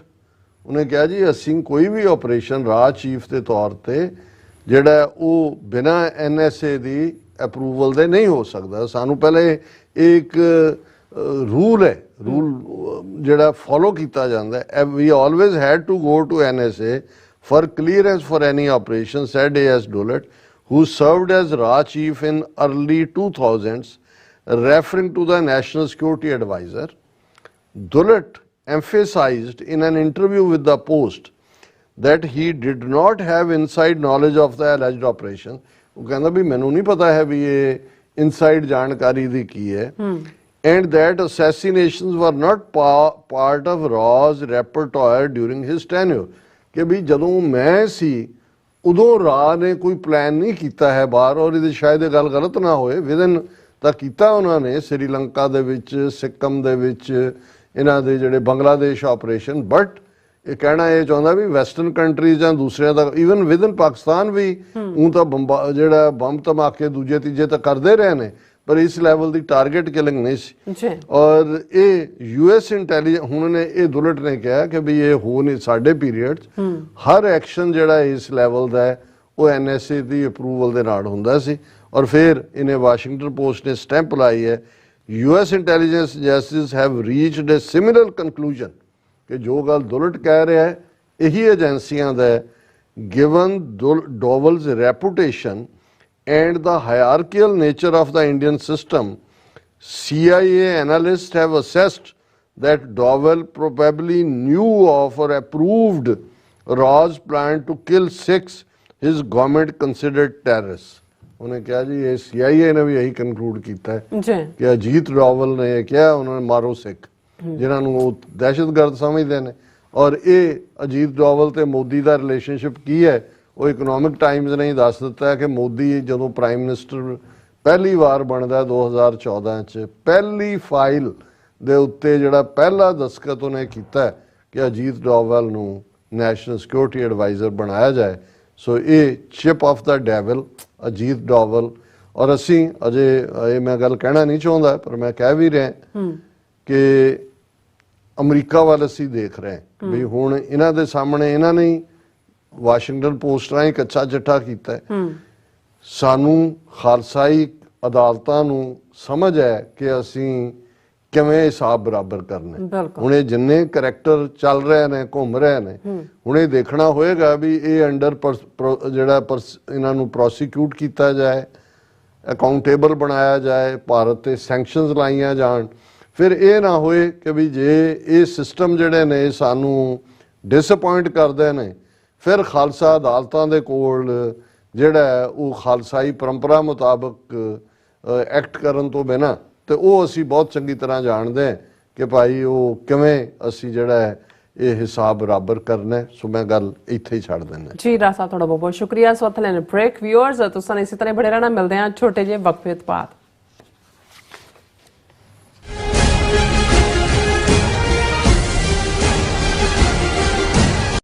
ਤੁਸੀਂ ਆਪਣੇ ਟੈਕਸਿਸ ਨੂੰ ਲੈ ਕੇ ਚਿੰਤਤ ਹੋ? ਤੁਸੀਂ ਆਪਣੀ ਕਮਾਈ ਲਈ ਮਿਹਨਤ ਕਰਦੇ ਹੋ, ਭਾਵੇਂ ਤੁਸੀਂ ਨੌਕਰੀ ਵਿੱਚ ਹੋਵੋ ਜਾਂ ਆਪਣਾ ਬਿਜ਼ਨਸ ਚਲਾਉਂਦੇ ਹੋ। ਜਦੋਂ ਟੈਕਸ ਭਰਨ ਦਾ ਸਮਾਂ ਆਉਂਦਾ ਹੈ ਤਾਂ ਤੁਹਾਨੂੰ ਇੱਕ ਭਰੋਸੇਯੋਗ ਟੈਕਸ ਅਕਾਊਂਟੈਂਟ ਦੀ ਲੋੜ ਹੈ ਜੋ ਟੈਕਸ ਬੈਲੈਂਸ ਦਾ ਤੁਹਾਡੇ ਪੱਖ ਵਿੱਚ ਜਾਣਾ ਯਕੀਨੀ ਬਣਾਵੇ। ਸਿਆਟਲ ਦੀ ਜਾਣੀ ਪਛਾਣੀ company accurate accountants and taxes ਤੁਹਾਡੀ ਸੇਵਾ ਵਿੱਚ ਹਾਜ਼ਰ ਹੈ। ਅਸੀਂ ਹਰ ਤਰ੍ਹਾਂ ਦੇ ਟੈਕਸ ਭਰਨ ਵਿੱਚ ਤੁਹਾਡੀ ਮਦਦ ਕਰਾਂਗੇ। ਟੈਕਸ ਸੰਬੰਧੀ ਕਿਸੇ ਵੀ ਤਰ੍ਹਾਂ ਦੇ ਸਵਾਲ ਲਈ ਅੱਜ ਹੀ ਸਾਡੇ ਤੱਕ ਪਹੁੰਚ ਕਰੋ। Accurate accountants and Texas.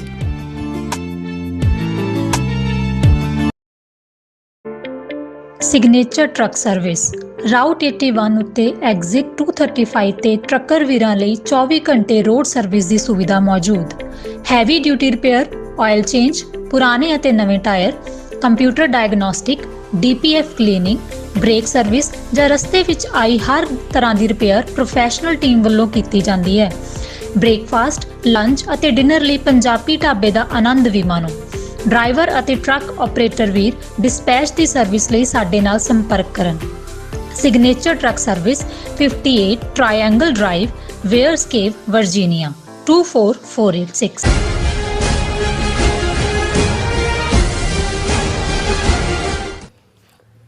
Viewers, welcome back to program. So viewers, ਗੱਲਬਾਤ ਕਰਨ ਜਾ ਰਹੇ ਹਾਂ ਜਿਹੜੀ ਵਾਸ਼ਿੰਗਟਨ ਪੋਸਟ ਦੀ ਸਟੋਰੀ ਨੇ ਅਮਰੀਕਾ ਕੈਨੇਡਾ ਵਿੱਚ ਸਿੱਖ ਕਿਲਿੰਗ ਏਜੰਡੇ ਲਈ ਭਾਰਤੀ ਖੁਫੀਆ ਏਜੰਸੀ ਰਾਅ ਨੂੰ ਦੋਸ਼ੀ ਦੱਸਿਆ ਹੈ।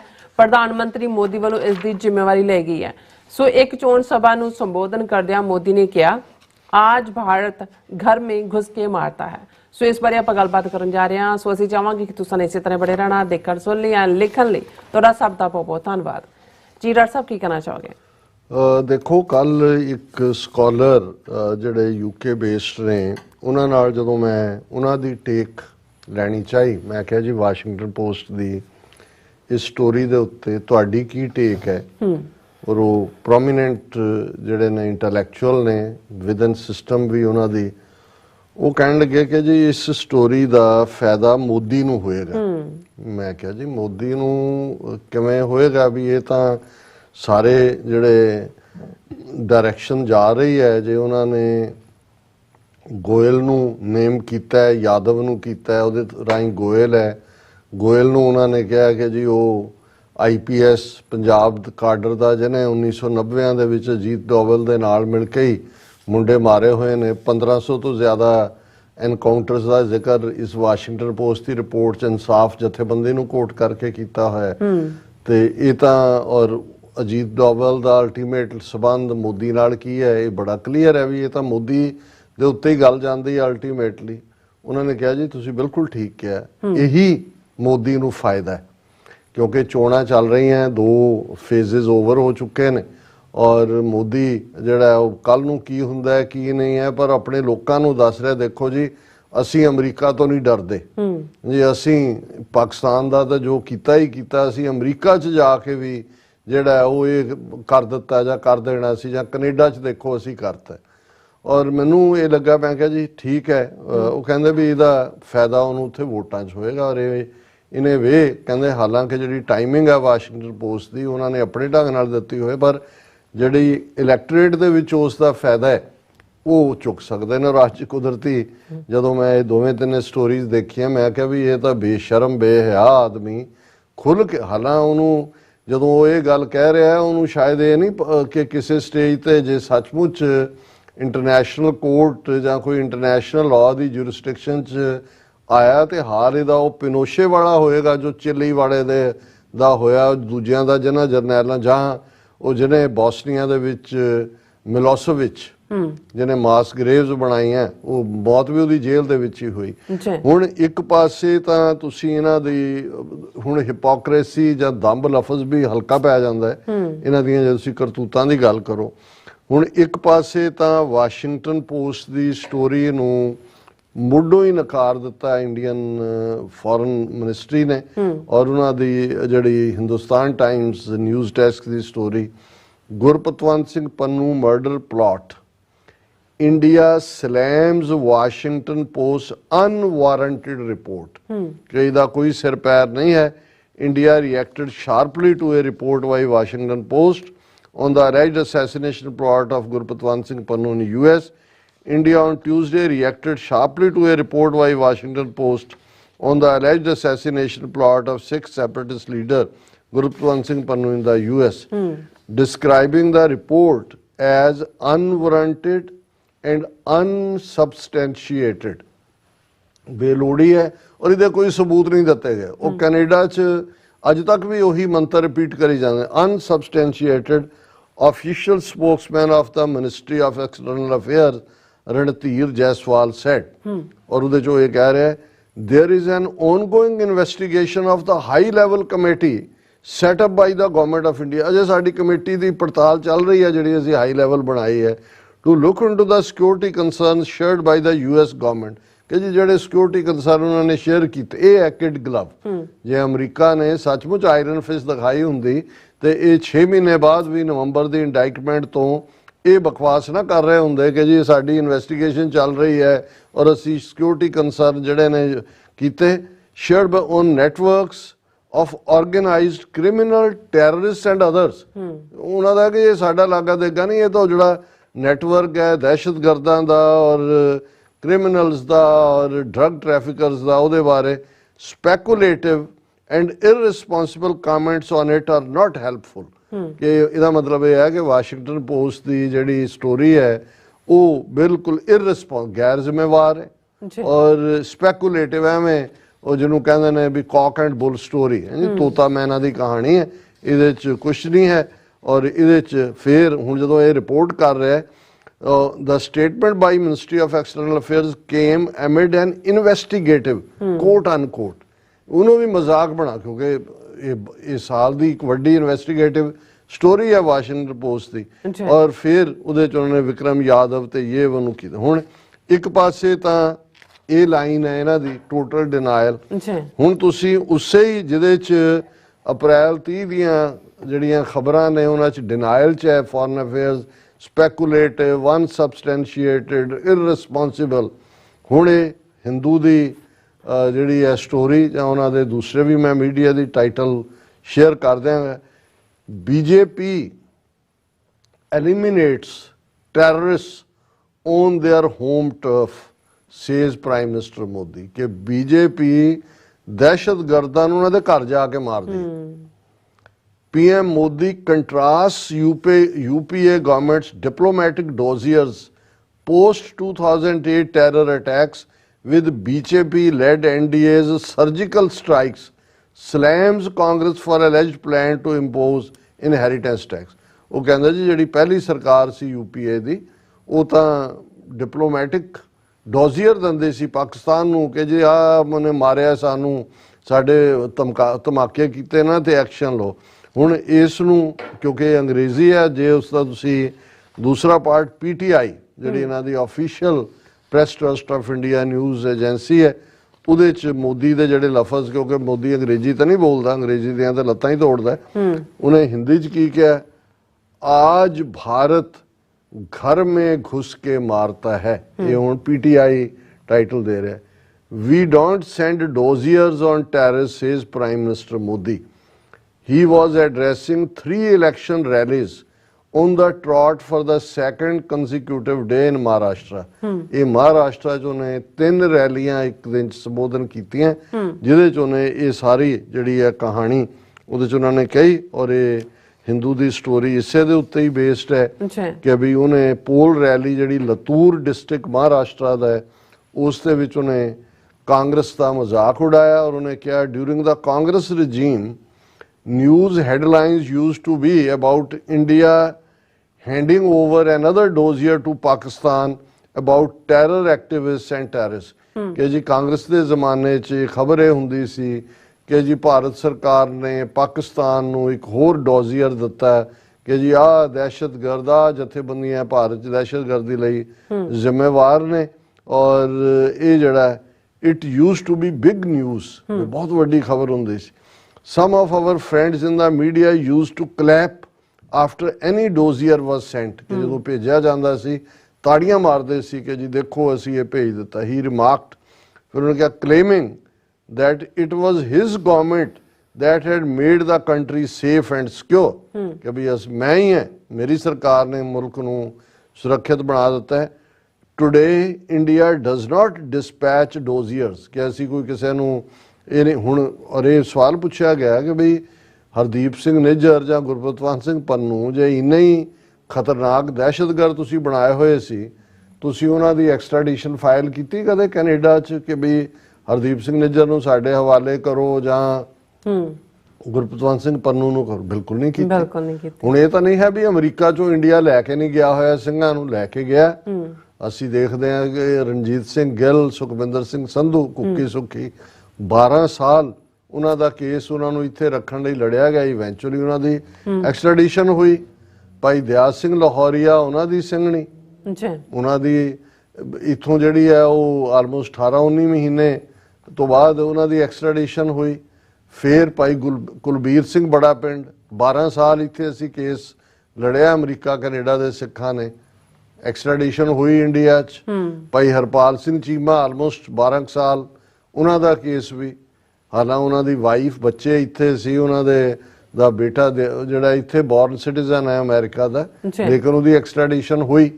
ਸੋ ਜੇ ਸੱਚਮੁੱਚ ਗੁਰਪ੍ਰਤਵੰਤ ਸਿੰਘ ਪੰਨੂ ਜਾਂ ਹਰਦੀਪ ਸਿੰਘ ਨਿੱਜਰ ਦਹਿਸ਼ਤਗਰਦ ਸੀ ਤੇ ਉਹਨਾਂ, ਕਿਉਂਕਿ ਉਹਨਾਂ ਨੂੰ ਪਤਾ ਸੀ ਵੀ ਝੂਠ ਹੈ, ਦਹਿਸ਼ਤਗਰਦ ਨਹੀਂ ਨੇ, ਇੱਥੇ ਤੁਸੀਂ ਐਕਸਟ੍ਰਾਡਾਈਟ ਤਾਂ ਹੀ ਕਰਦੇ ਹੋ, ਤੁਹਾਨੂੰ ਇੱਥੋਂ ਦੀ ਅਦਾਲਤ 'ਚ ਪ੍ਰੂਵ ਕਰਨਾ ਪੈਂਦਾ ਵੀ ਤੁਸੀਂ ਇਹਦੇ 'ਚ ਲਿਜਾਣਾ ਚਾਹੁੰਦੇ ਹੋ। ਪਰ ਕਿਉਂਕਿ ਇਹਨਾਂ ਦਾ ਹਰਦੀਪ ਸਿੰਘ ਨਿੱਜਰ ਜਾਂ ਗੁਰਪ੍ਰਤਵੰਤ ਸਿੰਘ ਪੰਨੂ ਦਾ ਕਸੂਰ ਇਹੀ ਹੈ ਕਿ ਖਾਲਿਸਤਾਨ ਰੈਫਰੈਂਡਮ ਦੇ ਥੱਲੇ ਇਹਨਾਂ ਨੇ ਇੰਟਰਨੈਸ਼ਨਲ ਮੂਵਮੈਂਟ ਖੜੀ ਕੀਤੀ ਹੈ, ਜਿਹਦੇ ਥੱਲੇ ਦੁਨੀਆ ਦੇ ਵਿੱਚ ਸਿੱਖਾਂ ਦਾ ਕੇਸ, ਖਾਲਿਸਤਾਨ ਦੀ ਆਜ਼ਾਦੀ ਦਾ ਕੇਸ ਹਾਈਲਾਈਟ ਹੋਇਆ। ਉਹਨਾਂ ਨੇ ਕਿਹਾ ਵੀ ਉਹ ਖੌਫ ਪੈਦਾ ਕਰੋ ਕਿ ਇਹਨਾਂ ਨੂੰ ਐਲੀਮੀਨੇਟ ਕਰੋਗੇ। ਔਰ ਜਿਵੇਂ ਹੁਣ ਸਾਹਮਣੇ ਆ ਜੀ ਕਿੰਨੀ ਲੰਬੀ ਹੋਰ ਲਿਸਟ ਸੀ ਔਰ ਕੀ ਕਰ ਰਹੇ ਸੀ, ਔਰ ਇਹ ਕਹਿ ਰਿਹਾ ਕਿ today India does not dispatch dossiers but we eliminate terrorist on their home turf, ਕਿ ਅਸੀਂ ਉਹਨਾਂ ਦੇ ਘਰ ਜਾ ਕੇ ਮਾਰਦੇ ਹਾਂ। ਔਰ ਇਹ ਜਿਹੜੀ ਹੈ ਉਹ ਸਾਰੇ 'ਚ ਜਿਹੜਾ ਹੋਰ ਵੀ ਇਸ ਦੇ ਉੱਤੇ ਡਿਟੇਲ ਦਿੱਤੀ ਹੈ, ਪਰ ਉਹ ਇਹਦਾ ਜੇ ਉਹਨੂੰ ਪਰਸ਼ੀਅਨ ਜਾਂ ਉਰਦੂ 'ਚ ਲੁਬੇ ਲਬਾਬ ਇਹੀ ਕਹਿੰਦੇ ਨੇ ਕਿ ਇਧਰ ਵਾਸ਼ਿੰਗਟਨ ਪੋਸਟ ਦੀ ਸਟੋਰੀ ਹੈ ਤੇ ਉਹਨੂੰ ਮੋਦੀ ਜਿਹੜਾ ਓਨ ਕਰ ਰਿਹਾ ਕਿ ਹਾਂ ਹਮਨੇ ਘੁਸ ਕੇ ਮਾਰਾ, ਔਰ ਅੱਜ ਦਾ ਭਾਰਤ ਮੋਦੀ ਦਾ ਭਾਰਤ ਹੈ। ਇੱਥੇ ਅਸੀਂ ਕੋਈ ਐਕਸਟ੍ਰੈਡੀਸ਼ਨ ਫਾਈਲ ਨਹੀਂ ਕਰਦੇ, ਇੱਥੇ ਅਸੀਂ ਕੋਈ ਡੋਜ਼ੀਅਰ ਨਹੀਂ ਦਿੰਦੇ ਕਿ ਵੀ ਇਹ ਦਿਓ, ਇੱਥੇ ਅਸੀਂ ਮਾਰਦੇ। ਹੁਣ ਜੇ ਇਸ ਤੋਂ ਵੱਡਾ ਹੋਰ ਕੀ ਸਬੂਤ ਅਮਰੀਕਾ ਨੂੰ ਜਾਂ UN ਨੂੰ ਜਾਂ ਇੰਟਰਨੈਸ਼ਨਲ ਲਾਅ ਵਾਲਿਆਂ ਨੂੰ ਚਾਹੀਦਾ ਹੈ ਕਿ ਇਹਨੂੰ ਮੋਦੀ ਨੂੰ ਇੰਟਰਨੈਸ਼ਨਲ ਦਹਿਸ਼ਤਗਰਦ ਐਲਾਨਿਆ ਜਾਏ। ਉਸੇ ਲਾਈਨ ਦੇ ਉੱਤੇ ਹੀ ਜਿਸ ਦੇ ਉੱਤੇ ਪੋਸਟ 9/11 ਜਿਨ੍ਹਾਂ ਨੂੰ ਜਿਹੜਾ ਇਹਨਾਂ ਨੇ ਦਹਿਸ਼ਤਗਰਦ ਐਲਾਨਿਆ, ਅੱਜ ਮੋਦੀ ਉਸ ਕੈਟਾਗਰੀ ਦੇ ਵਿੱਚ ਫਾਲ ਕਰ ਰਿਹਾ। ਜੀ ਡਾਕਟਰ ਸਾਹਿਬ ਤੁਹਾਡਾ ਬਹੁਤ ਬਹੁਤ ਸ਼ੁਕਰੀਆ। ਇਸ ਵਕਤ ਲੈਣ ਬ੍ਰੇਕ ਵਿਊਅਰਸ, ਤੁਸੀਂ ਇਸੇ ਤਰ੍ਹਾਂ ਬਣੇ ਰਹਿਣਾ। ਮਿਲਦੇ ਹਾਂ ਛੋਟੇ ਜਿਹੇ ਬ੍ਰੇਕ ਤੋਂ ਬਾਅਦ।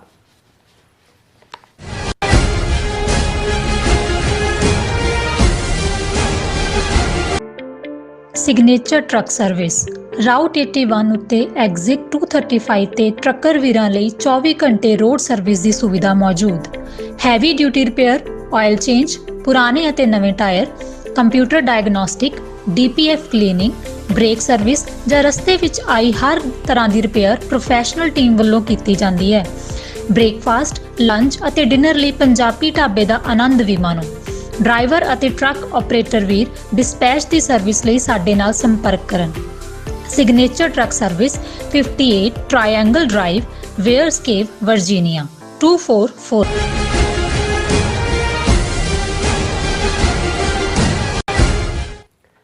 ਦਰਸ਼ਕੋ ਬ੍ਰੇਕ ਤੋਂ ਬਾਅਦ ਤੁਹਾਡਾ ਸਭ ਦਾ ਭਰਪੂਰ ਸਵਾਗਤ ਹੈ। ਸੋ ਇਸ ਗੱਲਬਾਤ ਕਰਨ ਜਾ ਰਹੇ ਹਾਂ ਕਿ ਵਾਸ਼ਿੰਗਟਨ ਪੋਸਟ ਦੇ ਐਡੀਟੋਰੀਅਲ ਬੋਰਡ ਨੇ ਅੱਜ ਇੱਕ ਸਪੈਸ਼ਲ ਐਡੀਟੋਰੀਅਲ ਭਾਰਤ ਦੀ ਟ੍ਰਾਂਸਨੈਸ਼ਨਲ ਰਿਪਰੈਸ਼ਨ ਨੀਤੀ ਸੰਬੰਧੀ ਅਮਰੀਕਾ ਦੀ ਕਮਜ਼ੋਰ ਪਹੁੰਚ ਸੰਬੰਧੀ ਲਿਖਿਆ ਹੈ।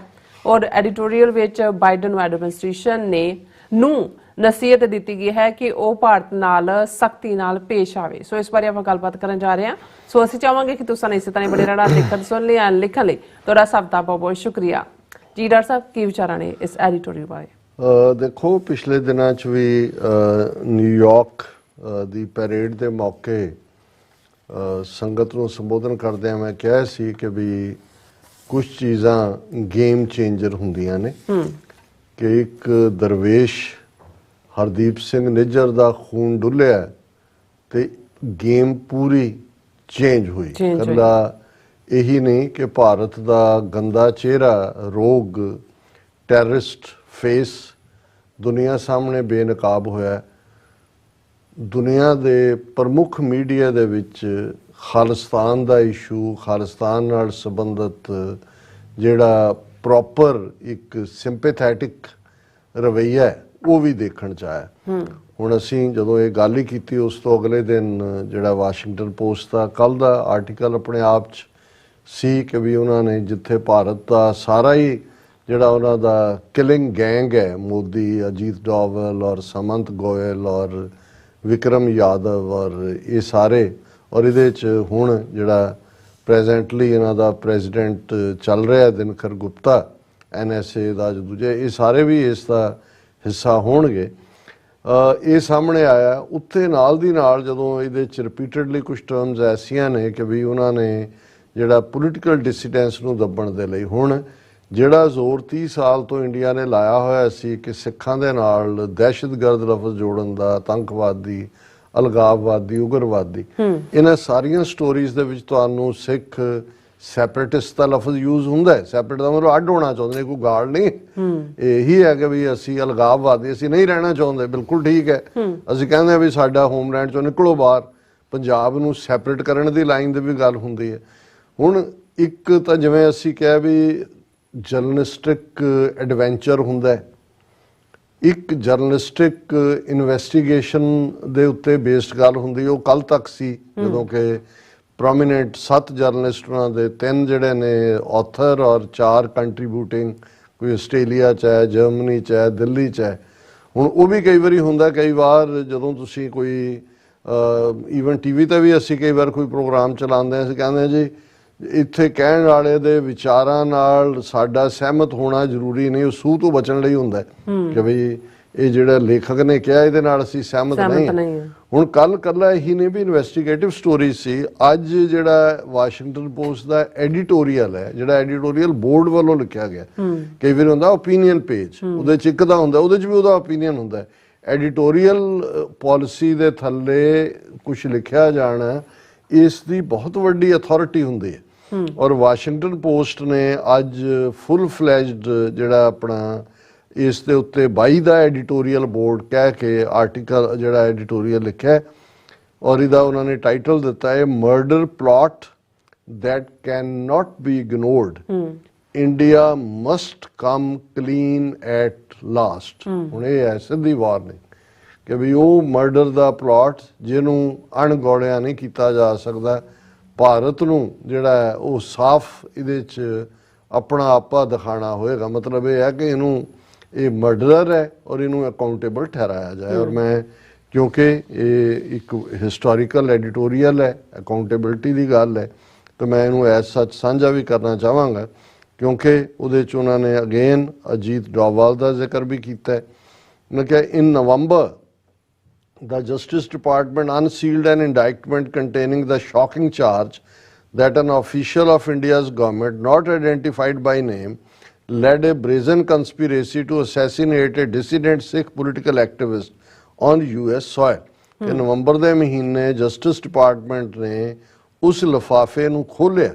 ਮੈਂ ਕਈ ਵਾਰੀ ਕਹਿੰਦਾ ਕਿ ਜੀ ਫਾਈਲ ਕੀਤਾ, ਫਾਈਲ ਤਾਂ ਜੂਨ ਦੇ ਮਹੀਨੇ ਦੇ ਵਿੱਚ ਹੀ ਇੰਡਾਈਟਮੈਂਟ ਸੀ, ਪਰ ਸੀਲਡ ਐਨਵੈਲਪ ਸੀ ਔਰ ਕੌਣ ਹੈ ਕੀ ਹੈ ਇਹਦਾ ਪਤਾ ਨਹੀਂ ਸੀ। ਇਹ ਤਾਂ ਜਦੋਂ ਨਿਖਿਲ ਗੁਪਤਾ ਦਾ ਨਾਂ ਜਦੋਂ ਅਨਸੀਲ ਕੀਤਾ, ਅਦਰਵਾਈਜ਼ ਤਾਂ ਉਹਨਾਂ ਨੇ ਜੱਜ ਦੇ ਸਾਹਮਣੇ ਕੀਤਾ। ਸੋ ਉਹਨਾਂ ਨੇ ਕਿਹਾ ਕਿ ਭਾਈ ਨਵੰਬਰ ਦੇ ਮਹੀਨੇ ਜਸਟਿਸ ਡਿਪਾਰਟਮੈਂਟ ਨੇ ਉਸ ਲਿਫਾਫੇ ਨੂੰ ਖੋਲ੍ਹਿਆ ਜਿਸ ਦੇ ਵਿੱਚ ਚਾਰਜ ਸੀ ਕਿ ਵੀ ਇੰਡੀਅਨ ਗਵਰਨਮੈਂਟ ਦੇ ਬੰਦੇ ਨੇ ਜਿਹਦਾ ਨਾਂ ਨਹੀਂ ਸੀ ਦਿੱਤਾ ਗਿਆ, ਉਸ ਨੇ ਸਾਜ਼ਿਸ਼ ਕੀਤੀ ਹੈ ਇੱਕ ਸਿਆਸੀ ਤੌਰ ਦੇ ਉੱਤੇ ਜਿਹੜਾ ਭਾਰਤ ਨਾਲ ਸਹਿਮਤ ਨਹੀਂ ਹੈ ਸਿੱਖ, ਉਹਨੂੰ ਅਮਰੀਕਾ ਦੀ ਧਰਤੀ ਦੇ ਉੱਤੇ ਕਤਲ ਕਰਨ ਦੀ। ਨਾਓ that charge has become even more grave with the Washington Post revelation that US officials have identified the plotter as Vikram Yadav, an officer of India's spy agency, the Research and Analysis Wing, and have concluded the operation was approved by RA chief at the time, Samant Goyal,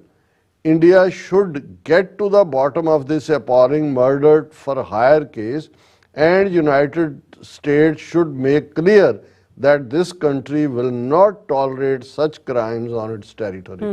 ਉਹਨਾਂ ਨੇ ਕਿਹਾ ਵੀ ਹੁਣ Washington Post ਦੀ story ਨੇ ਇਹ ਦੱਸ ਦਿੱਤਾ ਹੈ ਵੀ ਇਹ ਕਰਨ ਵਾਲਾ ਵਿਕਰਮ ਯਾਦਵ ਸੀ, ਰਾਹ ਦਾ ਬੰਦਾ, ਔਰ ਇਹ ਜਿਹੜਾ ਉਸ ਵੇਲੇ ਰਾਹ ਦਾ ਚੀਫ ਸੀ ਸਮੰਤ ਗੋਇਲ, ਜਿਹੜਾ 30 ਨਵੰਬਰ ਨੂੰ ਰਿਟਾਇਰ ਕੀਤਾ ਗਿਆ, ਉਸ ਦੀ ਸਹਿਮਤੀ ਦੇ ਨਾਲ ਹੋਇਆ। ਔਰ ਹੁਣ ਅਮਰੀਕਾ ਦੇ ਜ਼ਿੰਮੇ ਹੈ ਕਿ ਉਹ ਇਹ ਦੱਸੇ ਔਰ ਇਹ ਮੈਸੇਜ ਦੇ ਕਿ ਭਾਈ ਇਸ ਕਿਸਮ ਦੀ ਗੱਲ ਇਸ ਮੁਲਕ 'ਚ ਨਹੀਂ ਹੋਣ ਦਿੱਤੀ ਜਾਏਗੀ। It appears those who hashed the conspiracy were working for the highest levels of government of Indian Prime Minister Modi. While plot was moving ahead last June, Mr. Modi was being feted at the White House for his commitment to democracy. The Post reports that US spy agencies have tentatively addressed that Mr. Modi's national security advisor Ajit Doval was probably aware of the Raw's plans to kill Sikh activists, but officials said no proof has emerged. ਹੁਣ ਇਹ ਕਹਿ ਰਿਹਾ ਵੀ ਇੱਕ ਪਾਸੇ Modi America 'ਚ ਸੀ, ਇਹ 18 ਜੂਨ ਤੋਂ 22 ਜੂਨ ਤੱਕ, ਔਰ ਪੂਰਾ ਰੈੱਡ ਕਾਰਪਟ ਦਿੱਤੀ ਜਾ ਰਹੀ ਸੀ ਔਰ ਇਹ ਗੱਲ ਕੀਤੀ ਜਾ ਰਹੀ ਸੀ। ਮੋਦੀ ਇਹ ਕਹਿ ਰਿਹਾ ਸੀ ਕਿ ਜੀ ਅਸੀਂ ਜਿਹੜਾ ਹੈ ਉਹ ਇੱਕੋ ਵੈਲਿਊਜ਼ ਰੱਖਣ ਵਾਲੇ ਹੈ, ਪਰ ਦੂਸਰੇ ਪਾਸੇ ਅਮਰੀਕਾ ਦੀਆਂ ਸਪਾਈ ਏਜੰਸੀਜ਼ ਨੂੰ ਪਤਾ ਸੀ ਕਿ ਅਜੀਤ ਡੋਵਲ ਦੀ ਛਤਰ ਛਾਇਆ ਥੱਲੇ ਇਹ ਸਿੱਖ ਕਿਲਿੰਗ ਦਾ ਜਿਹੜਾ ਪਲਾਟ ਹੈ ਉਹ ਰਚਿਆ ਜਾ ਰਿਹਾ ਸੀ। The target was to be Gurpatwant Singh Pannu, US citizen, General Counsel for New York-based Sikhs for Justice, a group that advocates for some or all of Punjab state in northern India to secede and form an independent Sikh state. ਉਹਨੇ ਕਿਹਾ ਨਿਸ਼ਾਨਾ ਗੁਰਪਤਵੰਤ ਸਿੰਘ ਪੰਨੂ ਸੀ, ਜਿਹੜਾ Sikhs for Justice ਦਾ legal adviser ਹੈ, ਔਰ ਇਹ ਪੰਜਾਬ ਨੂੰ ਅੱਡ ਕਰਨਾ ਚਾਹੁੰਦੇ ਨੇ ਭਾਰਤ ਨਾਲੋਂ।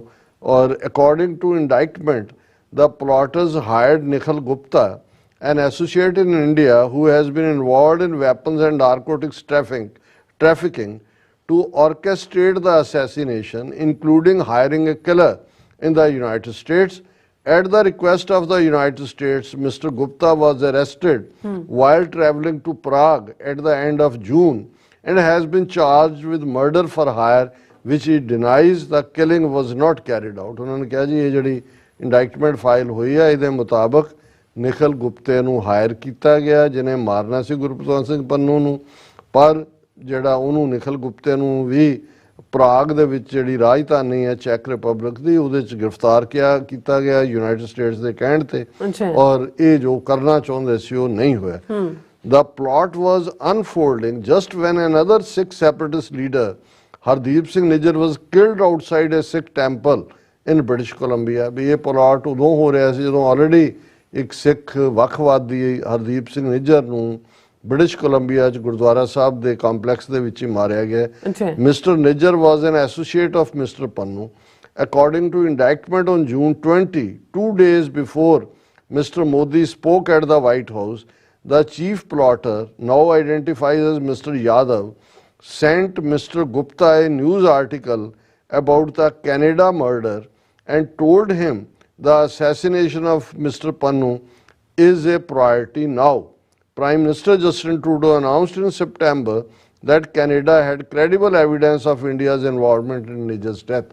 ਕਿ ਵੀ ਇਧਰ ਮੋਦੀ ਦੇ ਹਰਦੀਪ ਸਿੰਘ ਨਿੱਜਰ ਦੇ ਮਰਡਰ ਤੋਂ ਪਹਿਲਾਂ ਇਹ ਪਲਾਟ ਰਚਿਆ ਗਿਆ, ਪਰ ਜਦੋਂ ਅਜੇ ਮੋਦੀ ਇੱਥੇ ਹੈ ਔਰ ਇਹ ਮਾਰਿਆ ਜਾਂਦਾ ਹੈ, ਜਿਹੜਾ 20 ਜੂਨ ਨੂੰ ਜਿਹੜੀ ਇੰਡਾਈਟਮੈਂਟ ਫਾਈਲ ਕੀਤੀ ਗਈ ਕਿ ਭਾਈ ਯਾਦਵ ਜਿਹੜਾ ਵਿਕਰਮ ਯਾਦਵ ਉਹ ਨਿਖਿਲ ਗੁਪਤੇ ਨੂੰ ਉਹ ਆਰਟੀਕਲ ਭੇਜਦਾ ਹੈ, ਔਰ ਇਹ ਤਾਂ ਹੁਣ ਹੋਰ ਵੀ ਡੀਟੇਲ ਹੈ, ਫੋਟੋ ਉਹਦੀ ਬਾਡੀ ਲੁੜਕੀ ਹੋਈ ਹੈ ਨਿੱਜਰ ਦੀ, ਔਰ ਉਹ ਉਹਨੂੰ ਕਹਿੰਦਾ ਹੈ ਕਿ ਬਈ ਇਹ ਜਿਹੜਾ ਇਹ ਸਾਰੇ ਦਾ ਕਰਤਾ, ਹੁਣ ਤੂੰ ਆਪਣਾ ਕੰਮ ਕਰ।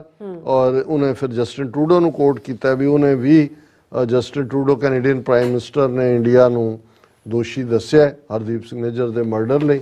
ਉਹਨਾਂ ਨੇ ਕਿਹਾ both cases mark a serious and disturbing escalation in transnational repression, governments brazenly attempting to punish, kidnap or assassinate critics, activists, dissidents and journalists far beyond their own borders violating the laws and norms of other countries with impunity कि भी ये typical दोनों case Hardeep Singh Nijjar और गुरतवंत पन्नू का ट्रांसनैशनल रिप्रैशन का बनते ने जी। और उन्होंने कहा कि भी ये वरतारा है, किडनैप करो मारो क्रिटिक्स नू एक्टिविस्ट नू सहमत नहीं ने पत्रकार the practice has become alarmingly frequent including in the United states कि भी ये तो हुण खुल खेड हो गई है अमरीका च भी। फिर उन्होंने फ्रीडम हाउस की रिपोर्ट के मुताबिक 10 ऑलरेडी ऐसे मुल्क जिहड़े इस किस्म का करते हैं उन्होंने नाम लए ने। हुण ज़ाहिर है कि इंडिया जिहड़ा 11वां हो गया, उन्होंने which China, Turkey, Tajikistan, Russia, Egypt,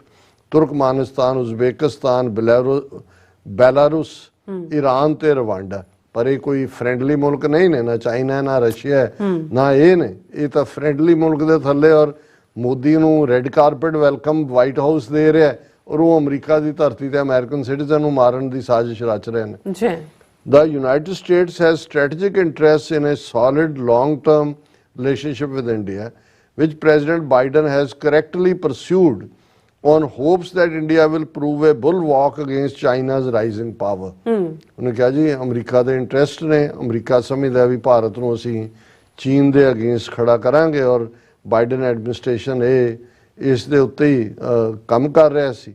But India must live up to Mr. Modi's claim that democracy runs in our veins कि भी मोदी नूं जदों इत्थे पुछया सी वॉल स्ट्रीट जर्नल दी बीबी सदीकी ने ते कि भी तुसीं ये की मुसलमान है जी democracy runs in our vein साडे तां खून दे विच ਉਹ ਕਹਿੰਦਾ ਵੀ ਹੁਣ प्रूव करे कि भी ਉਹਦੇ खून च डेमोक्रेसी है, तानाशाही है, हिंदुत्व है कि मनु स्मृति रन कर रही है। ही शुड प्रूव कि भी वो की कर रहे हैं। अच्छा। और this means treating India's minorities with respect and dignity, a test on which it is clearly failing कि जे डेमोक्रेसी है फिर ये है भी माइनॉरिटीज दे नाल और बराबर अच्छा उन्हां दा जिहड़ा सलूक होना। पर उन्होंने कहा भी ये तो मोदी इस फेल है पूरा। It also means demanding accountability for wrong doing, ये है मोस्ट इंपॉर्टेंट जी। कि भी ये जो तुसी कीता है उसका हुण फल पाओ, जो तुसी गलत कीता है उसका हिसाब तुहाडे नाल। The assassination plot cries out for a full and honest investigation that has yet to be carried out. कि आ जो करतूत कीती है उदी पूरी ऑनेस्ट इन्वेस्टिगेशन होई जिहड़ी अजे तक नहीं होई। The Biden administration is treating the India case with kid gloves. ये है, ये साड़ी चुराई है ना। उन्होंने कहा जी बाइडन एडमिनिस्ट्रेशन किड ग्लव्स ਨਿਆਣਿਆਂ ਦੇ ਪਾ ਕੇ ਤੁਸੀਂ boxing heavy weight Muhammad Ali ਨਾਲ ਲੜ ਰਹੇ ਹੋ, ਕੈਸਿਸ ਕਲੇ ਨਾਲ ਨਿਆਣਿਆਂ ਵਾਲੇ ਗਲਵ ਪਾ ਕੇ, ਇਵੇਂ ਨਹੀਂ ਹੈ। The Post reports that CIA Director William J. Burns and other officials have demanded accountability, but the administration has not imposed expulsions, sanctions and other penalties. चलो thanks to CIA director William Burn कि उन्हें कहा कि भी इन्हां दे नाल करो हिसाब किताब जो कर रहे हैं। पर उन्होंने कहा पर ना एडमिनिस्ट्रेशन ने किसी नूं इत्थों एक्सपैल कीता है, ना जिहड़ी है वो किसी दे उत्ते कोई पाबंदियां लाईयां, ना ही कोई होर सजा दी। The only US charges made public to date are against the alleged middleman Mr. Gupta, who is in prison awaiting a Czech court ruling on a US request for his extradition. उन्होंने निखिल गुप्ता जिहदी अजे extradition नहीं हुई उहदे सिर ते भांडा भन्निया और बाकी सब पता हुंदियां भी इन्हां ने इंडिया नूं ऑफ द हुक कीता है। No prosecution has been attempted of Mr. Yadav, who is identified in the indictment as an unnamed co-conspirator 1, and the document made no mention of Indian spy agency. कि ना उन्होंने उन्होंने विक्रम यादव नूं जवाबदेह बनाया जिन्हों CC1 लिखा है, तो ना ही कोई जिहड़ी है होर उन्होंने जिहड़ा राह दा ना तक भी नहीं लिया गया उस indictment. The post also reported that India's government appointed A special panel to investigate the attacks and report its findings to the United States. A US delegation has traveled to New Delhi several weeks ago for an update on the probe, however, returned with little evidence of meaningful progress. कि भाई India ने क्या असी बनाई है committee, उन्होंने कहा जी ये कितनी बारी उत्थे चले गए ने, कोई उदा नहीं है। करना की है जो मारन का आर्डर मोदी और अजीत डोवल और सामंत गोयल दे रहे हैं, वो तो उन्होंने ਵਿਪਿੰਗ ਬॉय ਬਣਾਇਆ ਹੋਇਆ ਨਿਖਿਲ ਗੁਪਤੇ ਨੂੰ, ਤਾਂ ਉਹਨਾਂ ਦਾ ਸਬ ਕੰਟਰੈਕਟਰ ਹੈ। ਬਿਲਕੁਲ ਲਾਸਟ ਪੈਰਾਗ੍ਰਾਫ ਇਹਨਾਂ ਦਾ ਪੂਰਾ ਇਸੇ ਹੀ ਲਾਈਨ ਦੇ ਉੱਤੇ ਹੈ, ਔਰ ਮੈਨੂੰ ਇਹ ਲੱਗਿਆ ਕਿ ਵੀ ਇਹਨਾਂ ਵਿਚਾਰਿਆਂ ਨੇ ਇੰਨੀ ਬੋਲਡ ਲਾਈਨ ਲਈ ਹੈ ਤੇ ਇਹਨਾਂ ਨਾਲ ਘੱਟੋ ਘੱਟ ਪੰਜਾਬੀ ਸਾਡੇ ਵਿਊਅਰਸ ਤੱਕ ਪਹੁੰਚਣਾ ਚਾਹੀਦਾ ਹੈ ਵੀ ਕਿਵੇਂ ਦੁਨੀਆ ਸੋਚਦੀ ਹੈ। The United States needs stronger laws and other measures to fight transnational repression। ਕਿ ਅਮਰੀਕਾ ਨੂੰ ਮਜ਼ਬੂਤ ਕਾਨੂੰਨਾਂ ਦੀ ਔਰ ਦੂਸਰਿਆਂ ਦੀ ਢੰਗ ਤਰੀਕਿਆਂ ਦੀ ਲੋੜ ਹੈ ਇਹਦੇ ਨਾਲ ਲੜਨ ਲਈ। Congress is considering legislation and should act, already ਵੈਸੇ ਦੋਨਾਂ ਹਾਊਸਿਸ 'ਚ ਨੇ, ਪਰ ਇਹ ਹੁਣ ਵੇਲਾ ਹੈ ਕਿ ਇਹਦੇ ਤੇ ਅਮਲ ਕੀਤਾ ਜਾਏ। How the India case is handled will also send an important signal। ਦੁਨੀਆ ਵੀ ਦੇਖ ਰਹੀ ਹੈ ਕਿ ਇੰਡੀਆ ਕੇਸ ਤੁਸੀਂ ਕਿਵੇਂ ਹੈਂਡਲ ਕਰਨਾ ਹੈ, ਇਹਦਾ ਫਿਰ ਬਾਕੀਆਂ ਸਾਰਿਆਂ ਤੱਕ ਵੀ ਸੁਨੇਹਾ ਜਾਏਗਾ। ਅੱਛਾ If it turns out that India's security officers plotted to murder on these shores and then escape accountability and punishment for doing so, others will be encouraged to kill with impunity। ਕਿ ਜੇ ਤੁਸੀਂ ਇਹ message ਦਿੱਤਾ ਕਿ ਵੀ ਕੋਈ ਗੱਲ ਨਹੀਂ ਹੈ, ਰਫਾ ਦਫਾ ਕਰੋ ਜੀ, ਫਿਰ ਬਾਕੀ ਵੀ ਅਮਰੀਕਾ ਦੀ ਧਰਤੀ ਤੇ ਆ ਕੇ ਆਪਣੇ ਵਿਰੋਧੀਆਂ ਨੂੰ ਮਾਰਨਗੇ। United States cannot let this happen। America ਇਹ ਨਹੀਂ ਹੋਣ ਦੇਗਾ। ਹੁਣ ਇਹ ਦੇਖਦੇ ਹਾਂ, ਔਰ ਅਸੀਂ ਜਿਵੇਂ ਕੱਲ ਵੀ ਕਿਹਾ ਸੀ ਕਿ ਹੁਣ ਟਾਈਮ ਹੈ ਕਿ ਅਸੀਂ, ਇੱਕ ਤਾਂ ਇਲੈਕਸ਼ਨ ਵੀ ਹੈ ਪ੍ਰੈਜ਼ੀਡੈਂਸ਼ੀਅਲ, ਅੱਛਾ 7-8 ਸਵਿੰਗ ਸਟੇਟਸ ਨੇ ਅਮਰੀਕਾ ਦੀਆਂ ਜਿਹਦੇ 'ਚ ਬਾਈਡਨ 2% ਵੋਟਾਂ ਨਾਲ ਪਛੜਿਆ ਹੋਇਆ।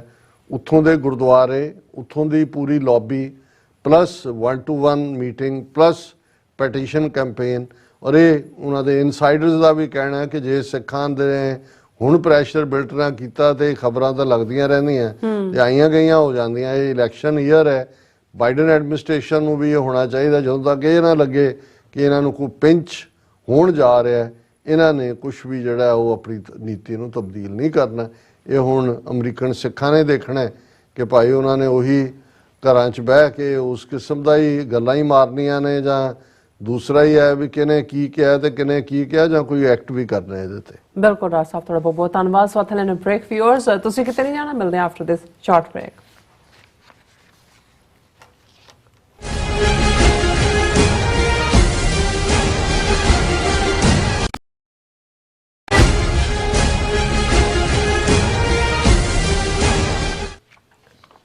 ਦਰਸ਼ਕੋ ਬ੍ਰੇਕ ਤੋਂ ਬਾਅਦ ਤੁਹਾਡਾ ਸਭ ਦਾ ਬਹੁਤ ਬਹੁਤ ਸਵਾਗਤ ਹੈ, ਭਰਪੂਰ ਸਵਾਗਤ ਹੈ। ਸੋ ਵਿਊਅਰਸ, ਐਂਡ ਵਾਲੇ ਸੈਕਸ਼ਨ ਵਿੱਚ ਆਪਾਂ ਗੱਲਬਾਤ ਕਰਨ ਜਾ ਰਹੇ ਹਾਂ ਕਿ ਦਲ ਖਾਲਸਾ ਖਾਲਸਤਾਨੀ ਸੰਘਰਸ਼ ਦੀ ਸਭ ਤੋਂ ਜਿਹੜੀ ਪੁਰਾਣੀ ਜਥੇਬੰਦੀ ਹੈ, ਦਲ ਖਾਲਸਾ ਦੀ ਲੀਡਰਸ਼ਿਪ ਵੱਲੋਂ ਖਾਲਿਸਤਾਨ ਐਲਾਨ ਦਿਵਸ ਦੀ 38ਵੀਂ ਵਰ੍ਹੇਗੰਢ ਮੌਕੇ ਇੱਕ ਪਾਲਿਸੀ ਸਟੇਟਮੈਂਟ ਜਾਰੀ ਕੀਤੀ ਗਈ ਹੈ, ਔਰ ਜਿਸ ਵਿੱਚ ਸਪਸ਼ਟ ਕੀਤਾ ਗਿਆ ਹੈ ਕਿ ਉਹ ਭਾਰਤੀ ਚੋਣ ਪ੍ਰਣਾਲੀ ਵਿੱਚ ਬਿਲਕੁਲ ਵਿਸ਼ਵਾਸ ਨਹੀਂ ਕਰਦੇ। ਸੋ ਇਸ ਬਾਰੇ ਆਪਾਂ ਗੱਲਬਾਤ ਕਰਾਂਗੇ। ਜਿਹੜੇ ਤੁਹਾਡੇ ਲਾਈਵ ਮੈਸੇਜ ਨੇ ਉਹ ਵੀ ਆਪਾਂ ਤੁਹਾਡੇ ਨਾਲ ਸ਼ੇਅਰ ਕਰਨ ਜਾ ਰਹੇ ਹਾਂ। ਸੋ ਅਸੀਂ ਚਾਹਾਂਗੇ ਕਿ ਤੁਸੀਂ ਇਸੇ ਤਰ੍ਹਾਂ ਬੜੇ ਰਹਿਣਾ, ਦੇਖਣ ਸੁਣਨ ਲਈ, ਲਿਖਣ ਲਈ ਤੁਹਾਡਾ ਸਭ ਦਾ ਬਹੁਤ ਬਹੁਤ ਸ਼ੁਕਰੀਆ ਜੀ। ਰਾਜ ਸਾਹਿਬ, ਕੀ ਵਿਚਾਰਾਂ ਨੇ?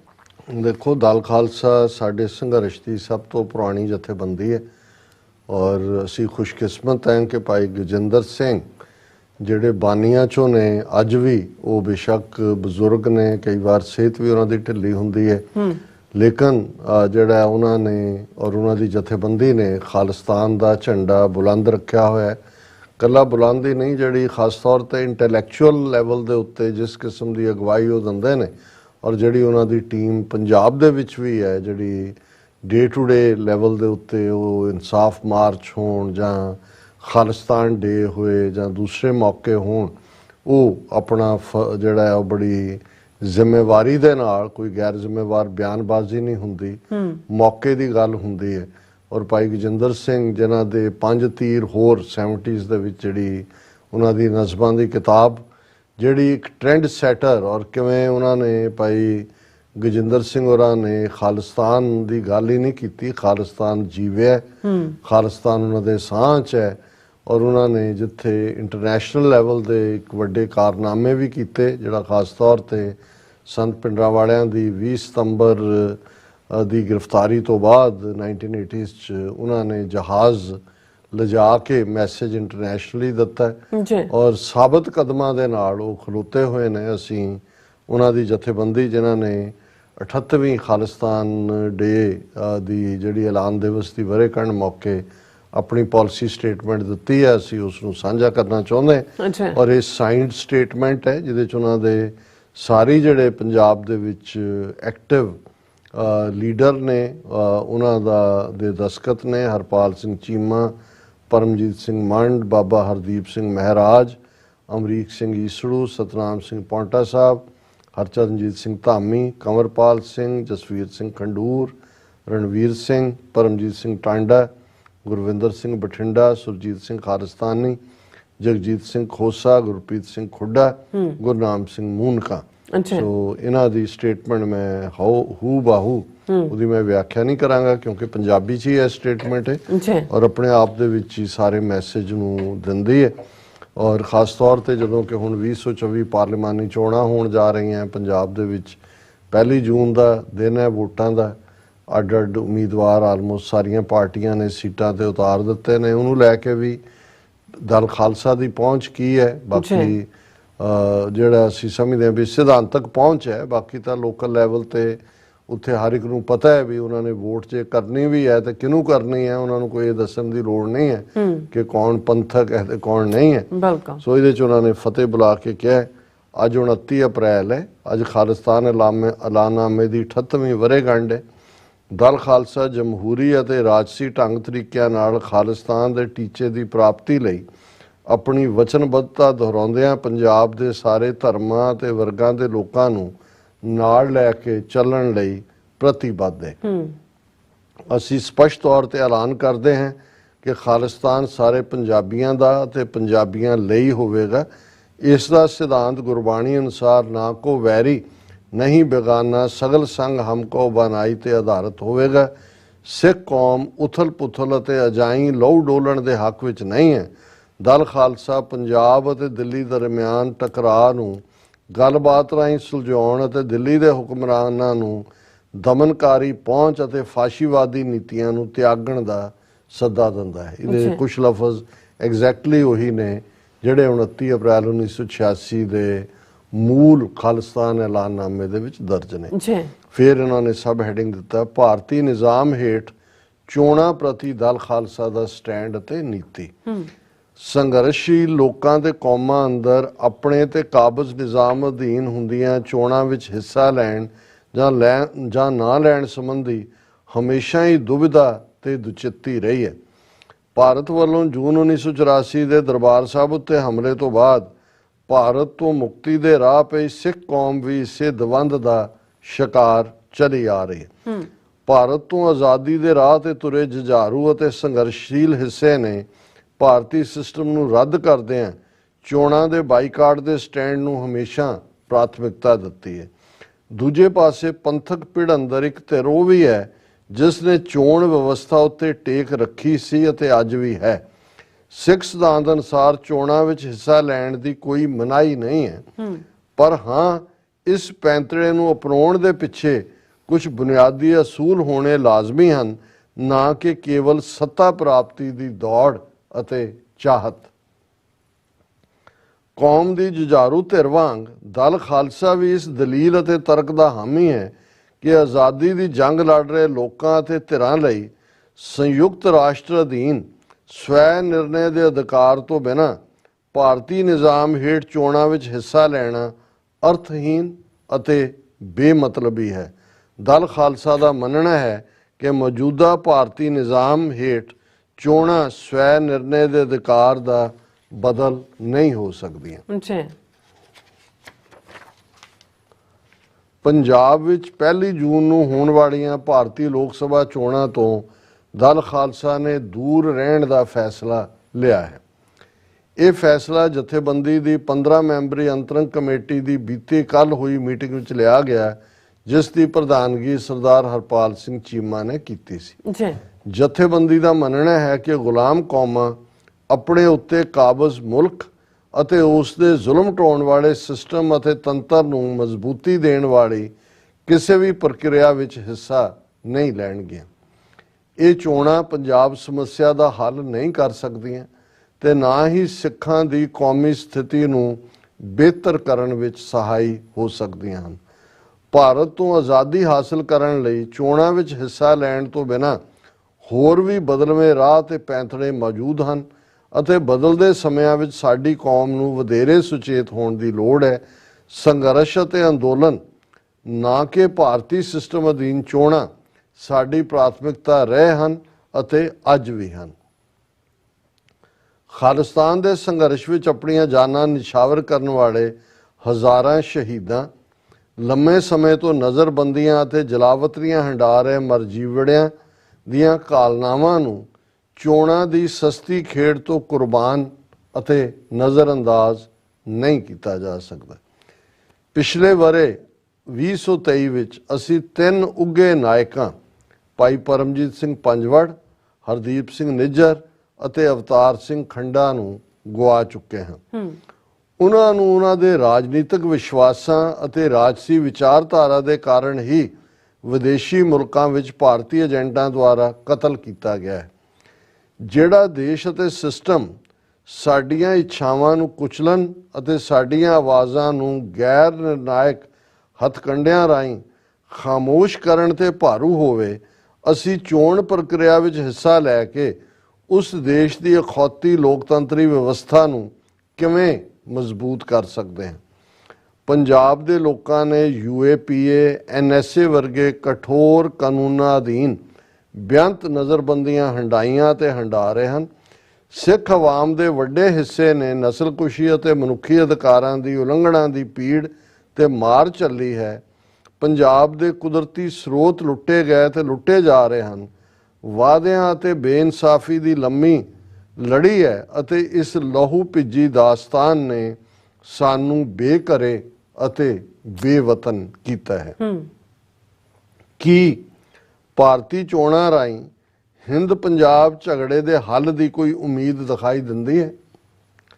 ਪਿਛਲੇ 5 ਦਹਾਕਿਆਂ ਦੇ ਕੌੜੇ ਤਜਰਬਿਆਂ ਤੋਂ ਤਾਂ ਸਾਨੂੰ ਕੋਈ ਆਸ ਉਮੀਦ ਦਿਖਾਈ ਨਹੀਂ ਦਿੰਦੀ।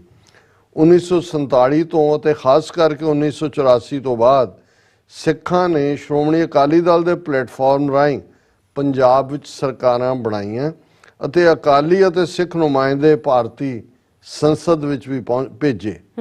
ਇਸ ਦੇ ਬਾਵਜੂਦ ਵੀ ਸਿੱਖਾਂ ਦੀ ਸਥਿਤੀ ਬਿਲਕੁਲ ਨਹੀਂ ਬਦਲੀ ਅਤੇ ਪੰਜਾਬ ਦੀ ਸਮੱਸਿਆ ਅੱਜ ਵੀ ਸਮੱਸਿਆ ਹੀ ਹੈ। ਅਗਸਤ 1982 ਵਿੱਚ ਦਰਬਾਰ ਸਾਹਿਬ ਦੀ ਹਦੂਦ ਤੋਂ ਅਕਾਲੀ ਦਲ ਵੱਲੋਂ ਆਰੰਭ ਕੀਤੇ ਧਰਮ ਯੁੱਧ ਮੋਰਚੇ ਦੀ ਇੱਕ ਵੀ ਮੰਗ ਨਹੀਂ ਮੰਨੀ ਗਈ ਤੇ ਨਾ ਹੀ ਸੰਸਦ ਵਿੱਚ ਭੇਜੇ ਅਕਾਲੀ ਨੁਮਾਇੰਦੇ ਆਪਣੀ ਕੋਈ ਪ੍ਰਾਪਤੀ ਕੌਮ ਅੱਗੇ ਰੱਖ ਸਕੇ ਹਨ। 94 ਅਕਾਲੀ ਨੇਤਾਵਾਂ ਨੇ ਸਮੇਂ-ਸਮੇਂ ਸੰਸਦ ਵਿੱਚ ਸਿੱਖ ਕੌਮ ਤੇ ਹੋ ਰਹੇ ਅਤਿਆਚਾਰਾਂ ਤੇ ਕੌਮ ਦੇ ਦਰਦ ਨੂੰ ਉਜਾਗਰ ਕੀਤਾ ਹੈ, ਪਰ ਇਸ ਨਾਲ ਵੀ ਭਾਰਤੀ ਰਾਜਤੰਤਰ ਦੇ ਸਾਡੇ ਲੋਕਾਂ ਤੇ ਹੋ ਰਹੇ ਜ਼ੁਲਮ ਰੁਕੇ ਅਤੇ ਥੰਮੇ ਨਹੀਂ ਹਨ ਅਤੇ ਨਾ ਹੀ ਸਿੱਖ ਕੌਮ ਤੇ ਹੋਏ ਅਤਿਆਚਾਰਾਂ ਅਤੇ ਜ਼ੁਲਮਾਂ ਦਾ ਇਨਸਾਫ ਹੋਇਆ ਹੈ। ਅਖੀਰਲਾ ਪੇਜ ਹੈ ਜੀ। ਸਿੱਖਾਂ ਦੀ ਭਾਰਤੀ ਚੋਣਾਂ ਵਿੱਚ ਸ਼ਮੂਲੀਅਤ ਦੇ ਬਾਵਜੂਦ ਵੱਧ ਅਧਿਕਾਰਾਂ ਦੀ ਤਰਜਮਾਨੀ ਕਰਦਾ ਅਨੰਦਪੁਰ ਸਾਹਿਬ ਦਾ ਮਤਾ ਰੁਲ ਕੇ ਰਹਿ ਗਿਆ। ਅਕਾਲੀ ਸੰਸਦ ਮੈਂਬਰਾਂ ਵੱਲੋਂ ਬੰਦੀ ਸਿੰਘਾਂ ਨਾਲ ਹੋ ਰਹੀ ਬੇਇਨਸਾਫੀ ਦਾ ਮੁੱਦਾ ਲੋਕ ਸਭਾ ਵਿੱਚ ਉਠਾਉਣ ਨਾਲ ਵੀ ਉਹਨਾਂ ਦੀ ਬੰਦ ਖਲਾਸੀ ਮੁਮਕਿਨ ਨਹੀਂ ਹੋ ਸਕੀ। ਦਰਿਆਈ ਪਾਣੀਆਂ ਦੀ ਲੁੱਟ ਨਹੀਂ ਰੁਕੀ। ਪੰਜਾਬ ਨੂੰ ਉਸ ਦੀ ਰਾਜਧਾਨੀ ਚੰਡੀਗੜ੍ਹ ਨਹੀਂ ਮਿਲੀ।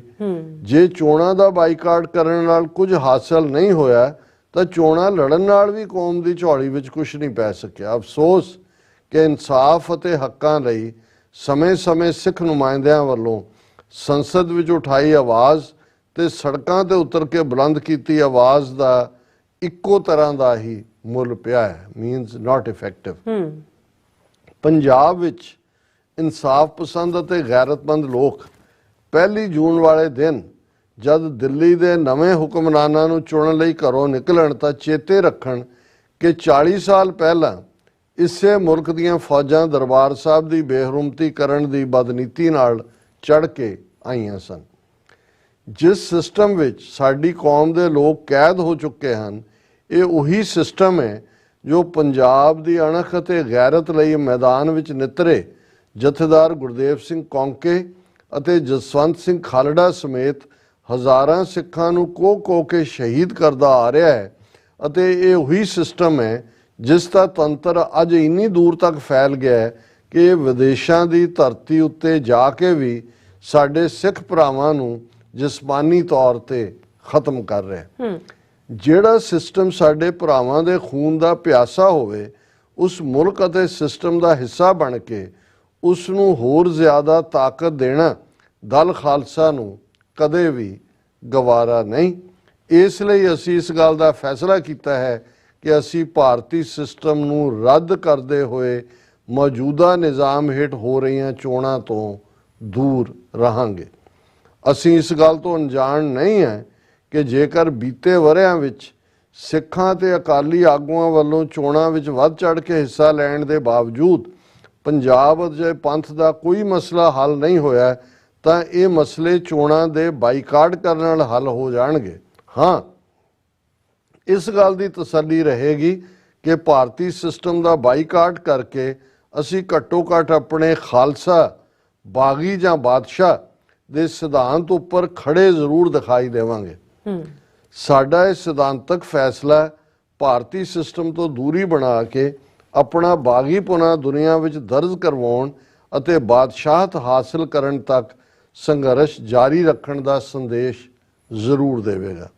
ਸਾਡਾ ਮੰਨਣਾ ਹੈ ਕਿ ਅੱਜ ਦੇ ਸਮੇਂ ਵਿੱਚ ਹਿੰਦ ਪੰਜਾਬ ਵਿਵਾਦ ਦਾ ਹੱਲ ਸੰਯੁਕਤ ਰਾਸ਼ਟਰ ਦੇ ਅਧੀਨ ਰਾਏਸ਼ੁਮਾਰੀ ਵਿੱਚ ਹੈ, ਨਾ ਕਿ ਭਾਰਤੀ ਵਿਵਸਥਾ ਅਧੀਨ ਚੋਣਾਂ ਵਿੱਚ।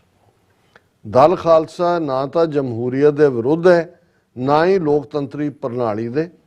ਦਲ ਖਾਲਸਾ ਕੈਨੇਡਾ ਵਿੱਚ ਕਿਊਬੈਕ ਅਤੇ ਯੂਕੇ ਵਿੱਚ ਸਕਾਟਲੈਂਡ ਵਰਗੀ ਇੱਕ ਵਿਵਸਥਾ ਦੀ ਮੰਗ ਕਰਦਾ ਹੈ, ਜਿਸ ਵਿੱਚ ਸਵੈ ਨਿਰਣੇ ਦੇ ਅਧਿਕਾਰ ਨੂੰ ਇੱਕ ਚੋਣ ਏਜੰਡੇ ਦੇ ਤੌਰ ਤੇ ਸ਼ਾਮਲ ਕੀਤਾ ਜਾਏ ਅਤੇ ਵੱਖ ਹੋਣ ਦੇ ਅਧਿਕਾਰ ਨੂੰ ਮਾਨਤਾ ਹੋਵੇ। ਦਲ ਖਾਲਸਾ ਦਾ ਟੀਚਾ ਤੇ ਮਕਸਦ ਪੰਜਾਬ ਨੂੰ ਪ੍ਰਭੂ ਸਤਾ ਸੰਪੰਨ ਇੰਡੀਪੈਂਡੈਂਟ ਸੋਵਰਨ ਮੁਲਕ ਬਣਾਉਣਾ ਹੈ। ਅਖੀਰਲਾ ਪੈਰਾ ਇੱਕ ਸੱਚ ਇਹ ਵੀ ਹੈ ਕਿ ਸਰਦਾਰ ਸਿਮਰਨਜੀਤ ਸਿੰਘ ਮਾਨ ਸਮੇਤ ਖਾਲਿਸਤਾਨ ਸੰਘਰਸ਼ ਦੇ ਸਾਡੇ ਬਹੁਤ ਸਾਰੇ ਹਮਸਫਰ ਸਾਥੀ ਅੱਜ ਵੀ ਇਸ ਸਿਸਟਮ ਰਾਹੀਂ ਆਪਣੇ ਕੌਮੀ ਮਕਸਦ ਦੀ ਪੂਰਤੀ ਕਰਨਾ ਚਾਹੁੰਦੇ ਹਨ। ਦਲ ਖਾਲਸਾ ਉਹਨਾਂ ਸਾਰਿਆਂ ਨੂੰ ਸ਼ੁਭ ਇਛਾਵਾਂ ਦਿੰਦਾ ਹੋਇਆ ਉਹਨਾਂ ਦੀ ਜਿੱਤ ਦੀ ਅਰਦਾਸ ਕਰਦਾ ਹੈ। ਖਾਲਿਸਤਾਨ ਜ਼ਿੰਦਾਬਾਦ। ਜੀ ਰਾਸਾ, ਤੁਹਾਡਾ ਬਹੁਤ ਬਹੁਤ ਸ਼ੁਕਰੀਆ। ਸੋ ਹੁਣ ਆਪਾਂ ਜਿਹੜੇ ਆਪਣੇ ਵਿਊਅਰਸ ਜਿਹੜੇ ਮੈਸੇਜ ਨੇ ਉਹ ਲੈਣ ਜਾ ਰਹੇ ਆ, ਸਭ ਦਾ ਬਹੁਤ ਬਹੁਤ ਸ਼ੁਕਰੀਆ ਅਦਾ ਕਰਦੇ ਹਾਂ। ਔਰ ਜਸਕੀਰਤ ਸਿੰਘ ਜੀ, ਸੋਨਮਲ ਜੀ, ਜੀਤ ਸੂਤੀਆ ਜੀ, ਜਸਵੀਰ ਬਰਾੜ ਜੀ, ਜਤਿੰਦਰ ਸਿੰਘ ਜੀ, ਜਸਵੀਰ ਬਰਾੜ ਜੀ, ਫਿਰ ਇਸੇ ਤਰ੍ਹਾਂ ਡਾਕਟਰ ਪਰਮਜੀਤ ਸਿੰਘ ਸਮਰਾ ਜੀ और इंद्रजीत संधू जी, लखविंदर सिंह औलख जी, अमरजीत सैनी जी, सुरमुख मुंद्रा जी, अवतार सिंह जी, गोरा झम्मा जी और जसवीर बरा जी, सब सानू फतेह बुलाते हैं और खालसा जिंदाबाद कहते हैं और खालसा रेफरेंडम और 6 फॉर जस्टिस जिंदाबाद कहते हैं।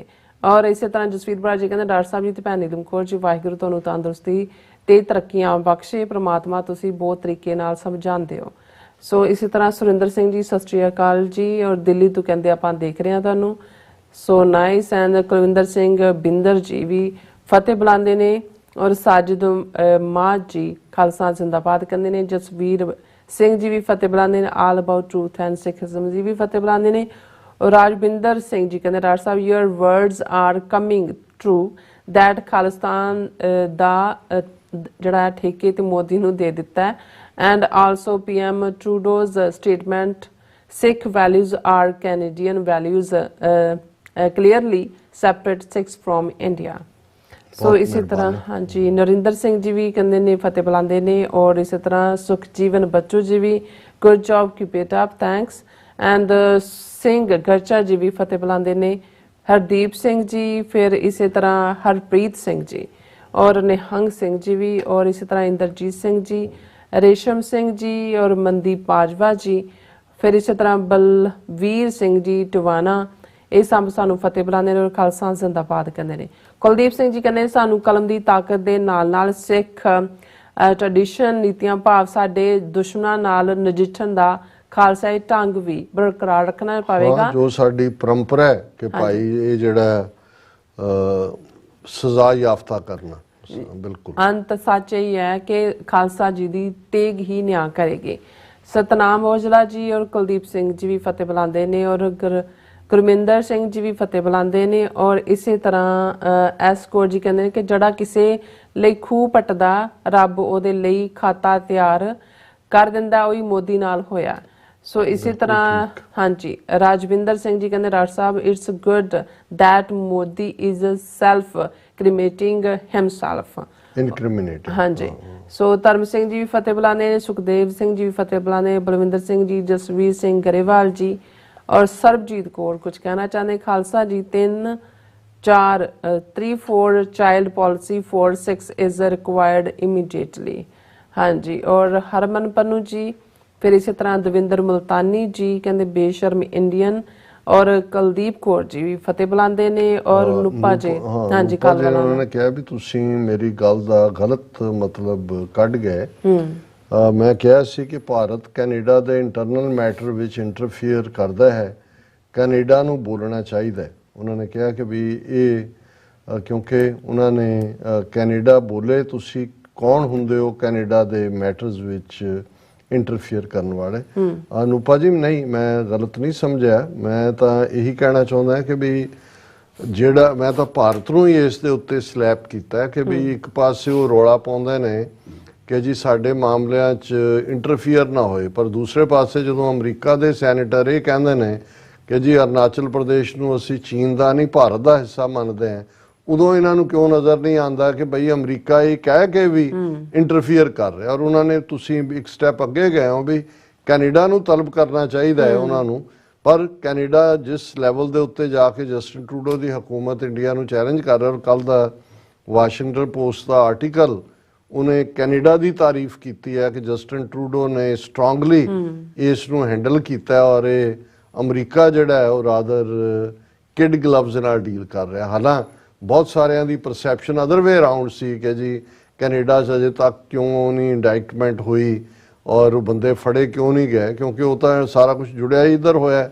ਤੇ ਇਹ ਜਿਹੜੇ ਨੇ ਕਿਡ ਗਲਵ ਦੇ ਨਾਲ ਇਹਨਾਂ ਨੇ ਅਜੇ ਗੋ ਹੈਡ ਨਹੀਂ ਦਿੱਤੀ ਹੋਏਗੀ, ਕਿਉਂਕਿ ਜਦੋਂ ਤੱਕ ਨਿਖਿਲ ਗੁਪਤਾ ਇੱਥੇ ਨਹੀਂ ਆਉਂਦਾ। ਔਰ ਹੁਣ ਚਲੋ ਆਉਣ ਵਾਲੇ ਹਫ਼ਤਿਆਂ 'ਚ ਦੇਖਾਂਗੇ ਕਿਉਂਕਿ ਹੁਣ ਵਿਕਰਮ ਯਾਦਵ ਔਰ ਸਮੰਤ ਗੋਇਲ ਇਹ ਜਿਹੜੀ ਰਾਜ ਸਿੱਧੇ ਤੌਰ ਤੇ ਇਨਵੋਲਵ ਹੈ, ਇਹਦੇ 'ਚ ਅਮਰੀਕਾ ਕੀ ਲਾਈਨ ਦਿੰਦਾ ਜੀ। ਦੀਪ ਸਿੱਧੂ ਜੀ ਵੀ ਸਾਨੂੰ ਫਤਿਹ ਬੁਲਾਉਂਦੇ, ਖਾਲਸਾ ਜ਼ਿੰਦਾਬਾਦ ਕਹਿੰਦੇ ਨੇ, ਸੁਖਵਿੰਦਰ ਸਿੰਘ ਜੀ ਵੀ ਔਰ ਇਸੇ ਤਰ੍ਹਾਂ ਸਤਨਾਮ ਸਿੰਘ ਜੀ, ਚਰਨਜੀਤ ਰੰਗਦਾਵਾ ਹਾਂਜੀ, ਮਨਜੋਰ ਕੋਹਨੂਰ ਔਰ ਸੰਦੀਪ ਡੱਟਾ ਜੀ, ਹਰਦੀਪ ਸਿੰਘ ਜੀ, ਜਸਵੀਰ ਸਿੰਘ ਜੀ ਔਰ ਗੁਰਪ੍ਰੀਤ ਬਰਾੜ ਜੀ ਸਭ ਫਤਿਹ ਬੁਲਾਉਂਦੇ ਨੇ ਔਰ ਖਾਲਸਾ ਜ਼ਿੰਦਾਬਾਦ ਕਹਿੰਦੇ ਨੇ।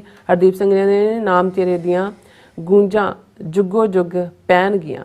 ਸੋ ਸਭ ਦਾ ਬਹੁਤ ਬਹੁਤ ਸ਼ੁਕਰੀਆ। ਸੋ ਇਸ ਤਰ੍ਹਾਂ ਆਪਣੇ ਵਿਊਜ਼ ਕਰੇ ਨੇ ਇਜਾਜ਼ਤ। ਵਿਊਅਰਸ, ਸਾਡੇ ਪ੍ਰੋਗਰਾਮ ਦਾ ਸਮਾਂ ਇੱਥੇ ਮੁੱਕਦਾ। ਤੁਸੀਂ ਆਪਣੀ ਰਾਏ ਤੇ ਸੁਝਾਅ ਸਾਨੂੰ ਭੇਜਣਾ ਭੁੱਲਣਾ ਸਾਡੇ ਇਸ ਪਤੇ ਤੇ sos@tv84.tv ਤੇ ਅਸੀਂ ਆਪਣਾ ਪ੍ਰੋਗਰਾਮ ਲੈ ਕੇ ਫਿਰ ਦੁਬਾਰਾ ਤੁਹਾਡੇ ਸਾਹਮਣੇ ਹੋਵਾਂਗੇ। ਤਦ ਤੱਕ ਲਈ ਮੈਨੂੰ ਤੇ ਆਪਣਾ ਸੁਣਾ ਗਿਆ ਦੋ ਦੇਖਦੇ ਰਹੋ। TV84 ਬੁਲਾ ਦਿਓ ਫਤਿਹ। ਵਾਹਿਗੁਰੂ ਜੀ ਕਾ ਖਾਲਸਾ, ਵਾਹਿਗੁਰੂ ਜੀ ਕੀ ਫਤਿਹ। ਰੱਬ ਰਾਖਾ।